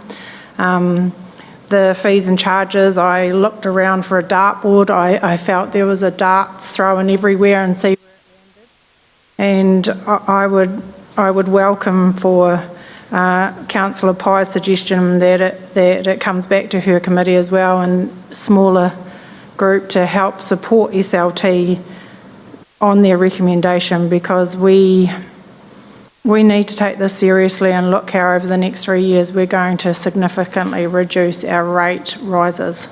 And so this is the time to be starting to do that. So I welcome the workshop. I suggest 2 days. I think before I go to you, Councillor Piddington, then Councillor Shannon, I think through this process, and I think the organisation as a whole is thinking towards LTP reform, the future, getting match fit. Match fit might mean a bigger increase than the than the taxpayer union thinks is palatable. And what we also need to think through this time is and understand what exactly is our sort of baseline funding to do the minimum really well, because otherwise, if we go too hard on the numbers now and put too much pressure on the organisation, taking into account we have just had a still relatively recent restructure, which has pulled back significant costs as we've seen articulated. I think we just need to step through this in an orderly fashion, because if we go too tight now, yes, we want every dollar spent with a high level of discipline, but it's sort of key that we're comparing ourselves and understanding there's no point in setting this council, this district up for failure if we end up under a rates cap environment and we don't have enough money in as baseline funding to move us forward. So we just need to be careful and just progress this really smartly, rather than react this year to community sentiment, understand those pressures, but actually if we're making a decision around reducing it, it has to be a sound one, and we have to understand fully the effect of pulling back that money and the cascading effect to whether it be lack of renewal of a pipe and or level of service in a library, wherever, as an example. I'll go to you, Councillor Puddington, and then I think it was Councillor Shannon, was it? Yeah, look, I agree we've got to be careful, but I think there's also the public expectation around that 4%, and we need to get there. One thing that I've never had in my time here is a bottom-up exercise. We just add on each year to what we've done before. And I guess I'm looking for starting with what's legislatively required for the council to deliver and what's essential, and building it up from there. Because then the community will get a real good idea. If we're nailed at 4%, these things won't happen. They're just unaffordable. So does that make sense? We just sort of add on each year, and to the CE's point around capital, this is the number, you come and bid for it. You know, we kind of do things back to front a wee bit. Yeah. I have searched really hard though, and I can't find Christmas lights anywhere in legislation. So that's some of the challenge, that's some of the tests that you've got. I think it's a bit of a mix. So, we did restructure the staff. We have challenged our costs. We've brought in the parks. So we've done a bit of a mix. But you're right, there are other parts where we actually need to go, do we fundamentally change this? Yeah. It's going to be really challenging. And when you look at it, when you look at those numbers, when you compare them to the current forecast, fees and charges, they're going up 800,000. Well, maybe there could be a little bit there, but it's not 6 million. The finance revenue, that's basically on the same as this year. Grants and subsidies, well, that's a lot less because of the theatre and some other things that around bike tracks and so forth that are not there anymore. Other revenue, when there's this drainage and water with Smithfield, I think. Personnel costs, it's another one that, again, do we go leaner again? I don't know. Finance costs, that's just an absolute sum of the borrowing. Depreciation costs, again, that's just a function of the assets, and the other expenses is the other one that we need to look at, but there's a heap of contracted services sitting in there that come with revenue as well. So it is going to be challenging, so we need to do that, and also we do need to really challenge ourselves on the CapEx. Things like, well, sorry, we're not going to buy any art this year. Goes. I'm sorry there is an example, but things like that will have to be really thought through really hard. I think it was Councillor Shannon, then Councillor Burton, and then Councillor Wilson. Thank you. You pretty much answered quite a number of my questions there, Nigel, and I think like Councillor Scott, when I opened this up on Saturday and I saw 12%, my heart sank. I thought, oh, good grief, this is going to be, and this is going to be hard work. So you're making the right sounds, but as we know that we're not going to land on 12% because the community's not going to tolerate it. They don't realise that this new rates cap thing is 2029. They think it's started. So 12%, it's not going to settle there. So we will be expecting significant savings to be shown. And in the fees and levies, I did note that it's actually going to be coming to us in draft number 2. It does appear like there's a whole lot of activities there where there actually has not been any work done on them at all. because otherwise other than those where legislation prevents any changes and what have you, there's a whole bunch there with no change whatsoever. There cannot possibly be no change. There cannot be no change to some of these activities where there are fees and charges, because for a start, if a team member is doing them, there is an increase in the cost of that team member doing them. And if you're not going to take a stab at what their wage increase is going to be this year, there was a wage increase last year. Everything's gone up. There shouldn't be any areas there where in the fees and charges where there is no increase, in my point of view. And then that's clearly then got to offset the draft budget to some extent. So fees and charges, I'm certainly looking for some better representation of costs there. Yeah. And that most certainly I'm very, very uncomfortable with the 12% recommended for starting, so game We'll on. tackle fees and charges shortly. Did you want to respond, Mr. Trainer? So, depending on what percentages you're aiming at, which I don't know what you'd be aiming at, every 1% is $1 million. So again, when we're coming to you, it won't be tinkering, it'll be fundamental, challenging. I can name 3 now that you would all go, shit, really? Would you do that? Yeah, don't name them just yet. But so, like, for example, like, what are we funding over and above NZTA right now? Like, in this budget, how many millions over is it? So if you say 4 or 5 million, there you go. Roughly. There's 5%. We've got to get serious about those kind of things. And so the community know that the level of services will change under this. So we've just got to get serious and communicate well. Councillor Burt, and then we're over to Councillor Wilson. Yeah, that's exactly right. We came from a situation where councils artificially kept rates down for political reasons, for people wanting to be voted back on, and not challenging things that were probably better for the community, which ended up in a deficit situation. We then ended up in an environment across the country where that deficit has obviously shone through, especially in major infrastructure. Going out now, we need to control the narrative and really let the public know, because I think it's naive to think that the public know that levels of service are going to drop. I don't think they think they're going to drop that much. And so we need to, yes, while prudence underlines everything we do, we need to know that when we make this decision, 2029, we need to have that as part of our narrative, and we shouldn't be aiming at 4% as it's going to be the base target. We also need to put the narrative out there that anywhere in the world that has a similar structure around local government, where they've had rate capping, that hasn't worked.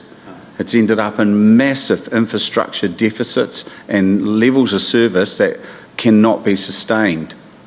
So we need to, really get that information out, get that consultation out, and really look at what is our bottom line, being responsible to our public to make those hard decisions.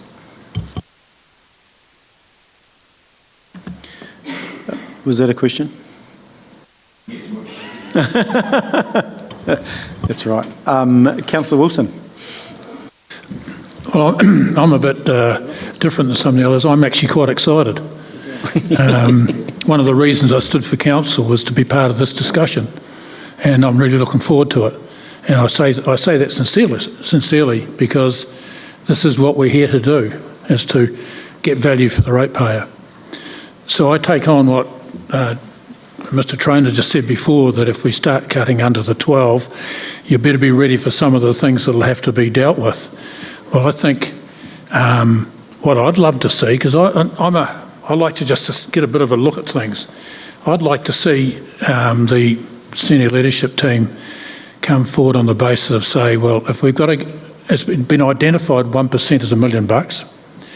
So why don't we have a look at, if we're going to go 1% under the 12 drafted here, what is that million, where's it coming from? And 2 million, 3 million, 4 million.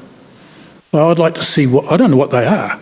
I'd just like to see what they are. This is not about putting the signing off, but I'd like to know what it means if we're going to cut that sort of dollars out. My only other thing I'll say is that I'm sure there is an expectation out there that we wouldn't want to be higher than last year. I'm just throwing that out, higher than last year, and I would like to think that we were showing some leadership, and a smidgen under that is sort of where I'd love to see. So I'll repeat again, I'd like to know what it means when 1 million, 2, 3, 4 million, what does that mean? And the last point I'll just say, I was a bit surprised to see under the building control services quite a lot of reduction in the fees. And I'm not getting at anyone for that. I'm just saying, why drop the fees?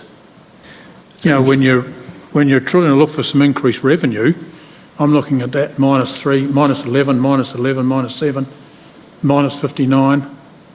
I just couldn't quite read that. I was thinking, once you've set your price, very seldom, it was a bit unusual reason that you'd actually be dropping them like that at any time, let alone this time.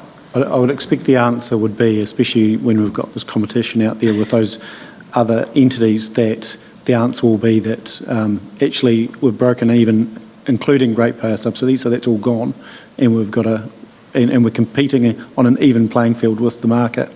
And the reason to reduce fees is because we can now afford to. Is that the answer I'm going to get, Mr. Cooper? Through you, Your Worship.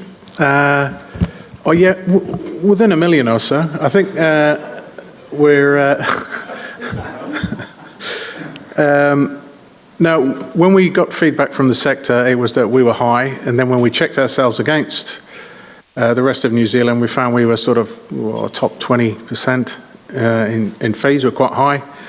When we introduced the digital timesheets, we wanted to change from a sort of estimated time on per consent or per task being undertaken to the actual time taken. So that was a discussion that was underway, and I missed the cut-off, if I'm honest, because we were having discussions in SLT that's we probably should just hold another year and see how it settles. Yeah. That's about where it got, but at the moment it's in there as a small reduction, yeah. So, I mean, that analysis... Million? Is $1 million. It's an interesting challenge. Are you ready for that one? Yeah, that's why I have to be careful in thinking through this. But I mean, that should be, if you're comparing with other councils, that should obviously be total costs, including ratepayer subsidies, rather than just looking at fees and charges, because what might come out of that is that actually that we're inefficient, potentially. That could be one of the things that comes from that. It might be, it might not be, but that's what that data could produce. So interesting to hear the reports from that work. Alrighty, who was next? Councillor Pye. So probably challenging my own thinking on this as well, but I just wonder if we take a different approach to this. And when we set our long-term plan, we planned for losses in the early years. And the reasoning was that we would get to 100% depreciation funded over time. Now all of a sudden we're budgeting a surplus or break even at 11.1. And whilst I understand the implications of having lower rate rises now and what effect that has on the percentage rate rises in the future, we signed off an LTP, and I must admit I wasn't that comfortable with it, but we signed it off, and I signed it off with a $5 million loss for next year. So why aren't we just keeping that $5 million loss, knowing that it will come right over time and rating according to that? And I say I'm challenging my own thinking in that because it's probably not a position I'm 100% comfortable with, but we need to think about that because we go to over the 28 out to 34, the rate rises were kind of 4.8, 4.7, so they weren't miles away from 4%. And it could be that maybe this year, and I'm picking numbers out of the air here, this year's 8, next year's 8, and then we're well set up for 4%. I think... Sorry, one other thing I really wanted to say was we've made savings. The community would expect us to pass those savings on. And I feel like we've done the work in making the savings, which is great, and I appreciate the hard work that's gone into that. But I think we should be passing them on to the community through those reduced percentage rate rises. This year, with 9%, some of it was the restructure, so this is a big reduction, and also I think it's also some of the timing of our capital has actually helped out as well, because we just haven't delivered as much, so effectively the interest amount is reduced, as is the depreciation. So those things will eventually bring their way through the system. I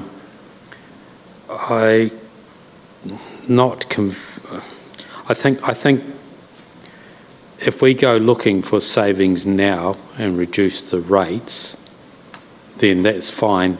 But remembering we've got some big things coming at us, such as opening a new theatre that's going to bring with it its own increased depreciation, increased interest and increased net.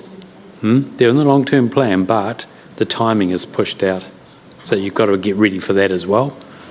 We know that Claremont is going to be different to what we have in this long-term plan, so it's going to need additional costs. And we've also found out about these other issues. So we need to bring all those together and then look at what does it look. And you're right, we can't just look in 1 year in isolation. We should be looking at this year and another 2 or 3 years out to say, what do we think that's going to look like as well? Because you're right, you might choose to have a deficit this year, but at some point you're still got to find it.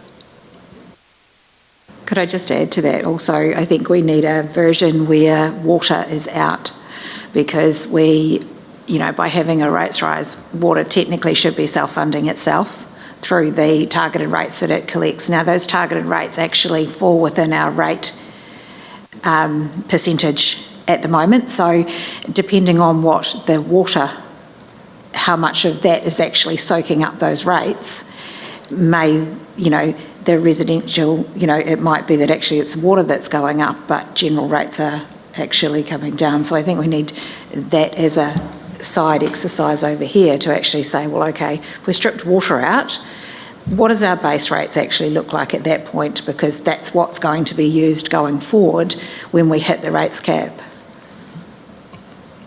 Yeah, agree. For me, you've nailed it, and this is the challenge going backwards. Actually, we're trying to hit numbers, and this is the problem with having a pie-in-the-sky number and working down rather than working up. But this is going to be the challenge into the future when you've got a rate cap to work to.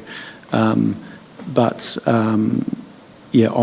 of the view that whatever the number, we should, in our own minds, be looking at what council looks like moving forward.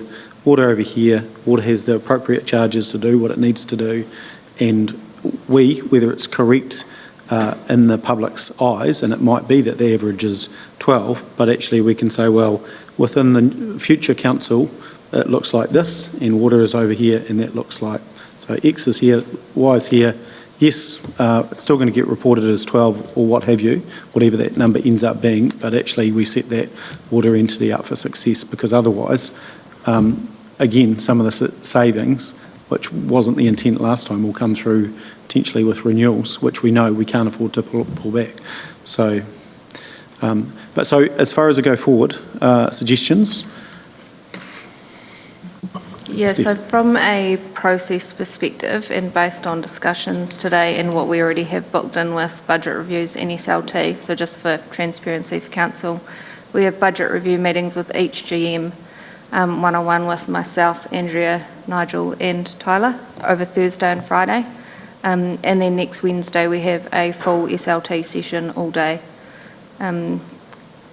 which will be very useful. So following that, the agenda for Strategic Planning Committee will be run on that Wednesday.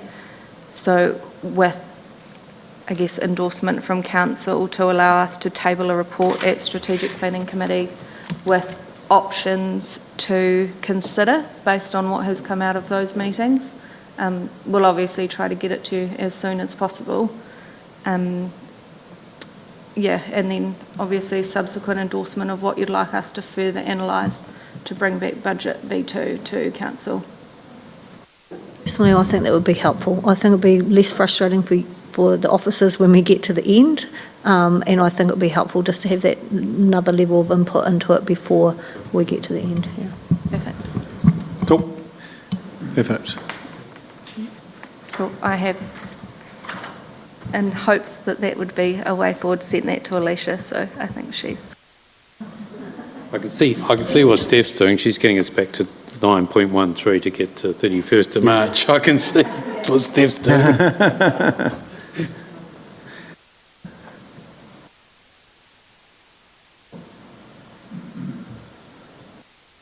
I think there is always going to be, and so there should, some tension. However, I think we can work that through by better understanding, and that's the challenge. And also just something I want to point out to SLT is we've got 3 brand new elected members that have only got 4 months, as far as running time so far. They're still running their engines in. So we need to bring them along for the ride to make sure that they're comfortable, which takes some time to get over, governance in the situation. Although their fresh eyes could be really good. Yeah, no, and it's proven so far, 100%. Yeah.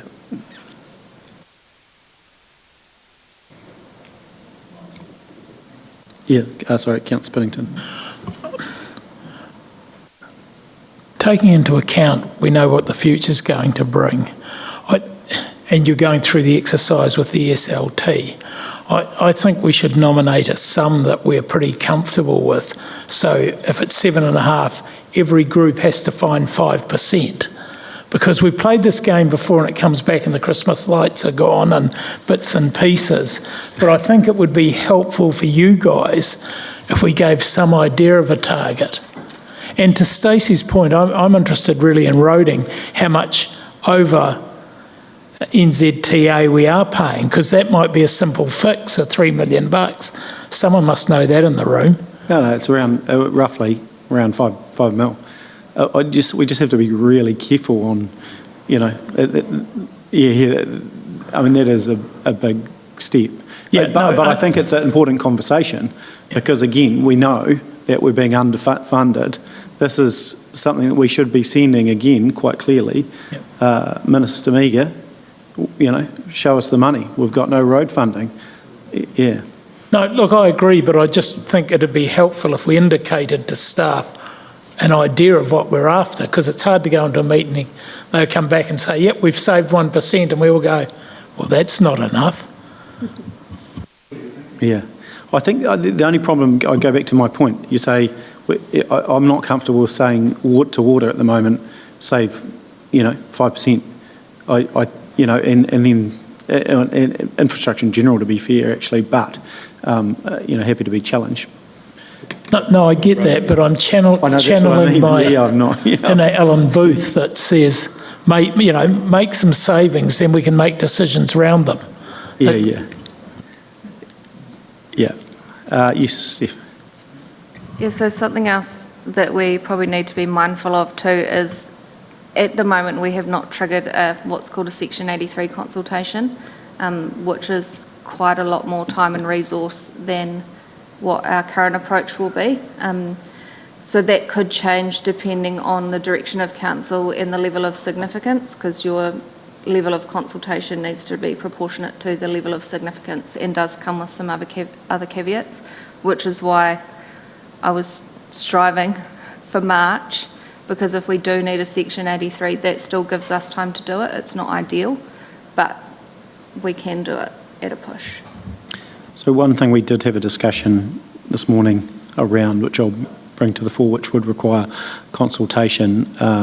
As far as reform, the reality that we're probably not going to get a full rates review done. Yes, we're going to work through that process, but actually, if we're going to be reformed into three councils, the level of work that you do might be questionable, might not be. It might be of value as well. But we still haven't addressed the CBD inequity. We still haven't addressed the forestry roading thing. Yes, it doesn't grow the rate take, but are those some things that we can again do as simply as possible, bearing in mind that they require consultation? Because I think that at least dealing with that CBD one would send the appropriate message, if nothing else. Don't have to answer right now. So we've got resolutions. Any further discussion? Sorry, did I miss any? No, over here. No, good. Okay, receive and discuss, as we have, direct officers, which we are doing. Comfortable with that? Yep, Graham, happy to move. Yeah, and a seconder, the side.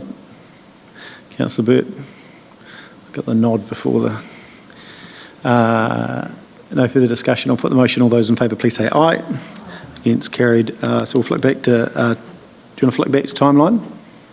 Yep, we're probably okay.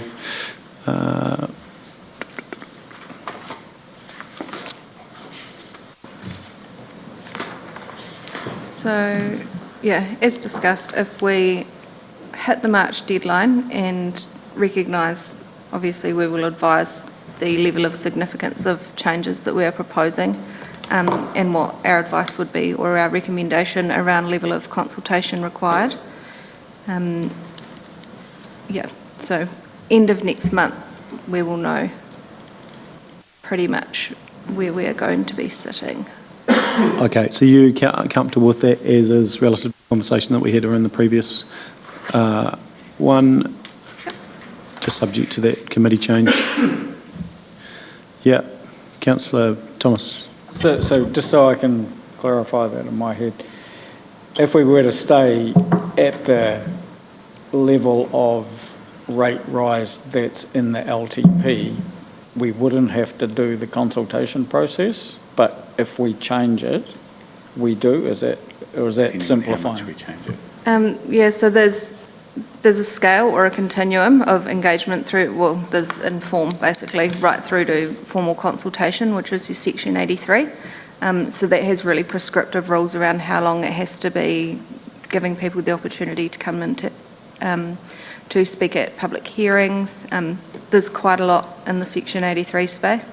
So yeah, it's really dependent on where we land, and also if it's concentrated to one significant activity, that still may trigger a Section 83, even though it might only be one activity within council that is affected. Okay. Yeah.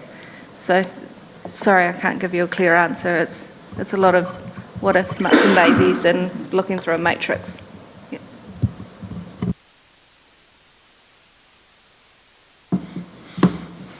Cool. No further questions? No? Okay, let's move this along. I'll move that from the chair. Can I have a seconder? Councillor Scott, thank you. Put the motion. All those in favour, please say aye. Against, carried. Move now to 9.15, which is draft fees and charges. Is there anything else you'd like to add? We've had a bit of a discussion around that. Go for it, Steph. Yeah, so just prefacing this report, obviously in years gone by we have brought the draft fees and charges to you quite late in adopting the consultation or engagement material that goes along with the annual plan. As it does take up quite a lot of brain power, resource from everyone around the table, we wanted to get this to you a bit earlier this year with the first cut. This is by no means the final draft. Yeah, we're happy to take any questions, concerns, recommendations, and seek some direction on how you feel.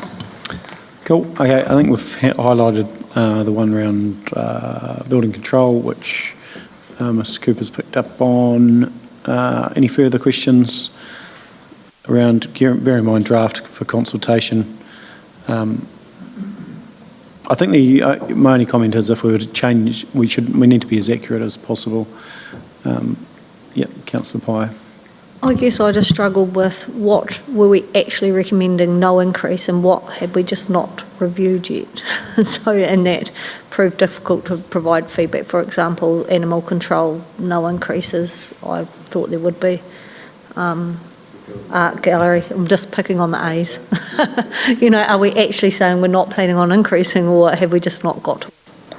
I'm happy to answer that, Councillor Pye. It's a ring-fenced activity, so what it generates goes back into it. We're currently in the black, and so the foundation of evidence that might be required or useful to lift it isn't there at the moment. However, we do have a reserve that we're building up to try and pay for a new pound.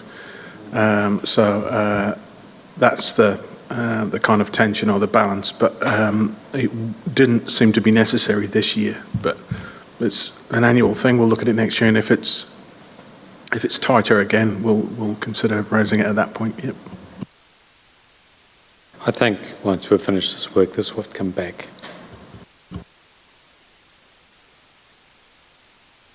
So I don't support it if it hasn't been fully reviewed by SLT, and there needs to be some justification. So, for example, increasing the stadium, for example, well, that 20%, is that in line with our new operational plans for next year? So what are the justifications for it? There was a 30% increase in something like a hall or something, and I was thinking, well, is that because it's got high usage? And, there's just nothing there. So I agree, it needs to be... Do you want to answer around the stadium? I think Mike can talk to that. Yep, so with regards to the stadium, all the operational planning for the stadium was based on that $60 for adult and $45 for junior hire. So it looks like big increases in 1 year, but the new stadium will be open in the next financial year, and we're still at the lower end of what I do compare us to all the other facilities on the South Island, and we're still at the lower end of what charges there are. It's great. I am pleased to hear, Mike, that work has started on that, and that will give the community confidence when they look at these figures that it's not going to go to 120 next year. So well done. No, he just said he's done his benchmarking, so fantastic. Lock it in, Mike. It's not that simple. Okay, Councillor Whittington, then Councillor Pye. I guess it's round a bit of commentary because I see the sound shells dropped about 80% to higher. I'm just interested in the theory behind that. And if I want to park my private jet, it's only gone up $50. So I'd like to know, with those sort of things, do we put them up? But is that a comparison to Blenheim, Wanaka? I don't know, or are we just grasping at numbers? I think there's further work to be done there. There's a good question, Stu. Councillor Pye. Kind of a similar theme, I guess. When it comes back, it'll be good to know that there's been some consistency. I see, especially around all the different hall kind of community facilities. Some we've reduced the deposit and some have put the deposit up, and just to make sure there's a level of consistency. Yeah, so based on this, perhaps this is also another, if council is comfortable, another key input into the annual plan that we could take to the next strategic planning committee meeting, and we can line up the GMs and activity managers and you can question them accordingly. Sounds like a plan. That's, I think, the discussion. I think we're pretty good there, team. Anything else that we've missed? So I think we can receive a note. Are we endorsing the proposed changes? We're going to bring that back. Steph, do we need to endorse at this stage? No. Okay, so we'll receive a note. I'll move that from the chair. Councillor Harper. Nod. Thank you. No further discussion. I'll put the motion. All those in favour, please say aye. Against, carried. I know there is some tension, and I'm seeing some, faces from from elected members and officers, but this is healthy. This is the sort of debates that we need to be having, as uncomfortable as they are, because the next sort of 18 months is key to the future of the district as we go into a reform sort of, likely reform sort of model and what's coming at us. So we do need to have this tension. So that's it, Megan. We've covered everything, haven't we? No? So we're all good. So thank you for today. It's been lots of good discussion. A few decisions have gone my way, if you haven't. That's life. That's democracy.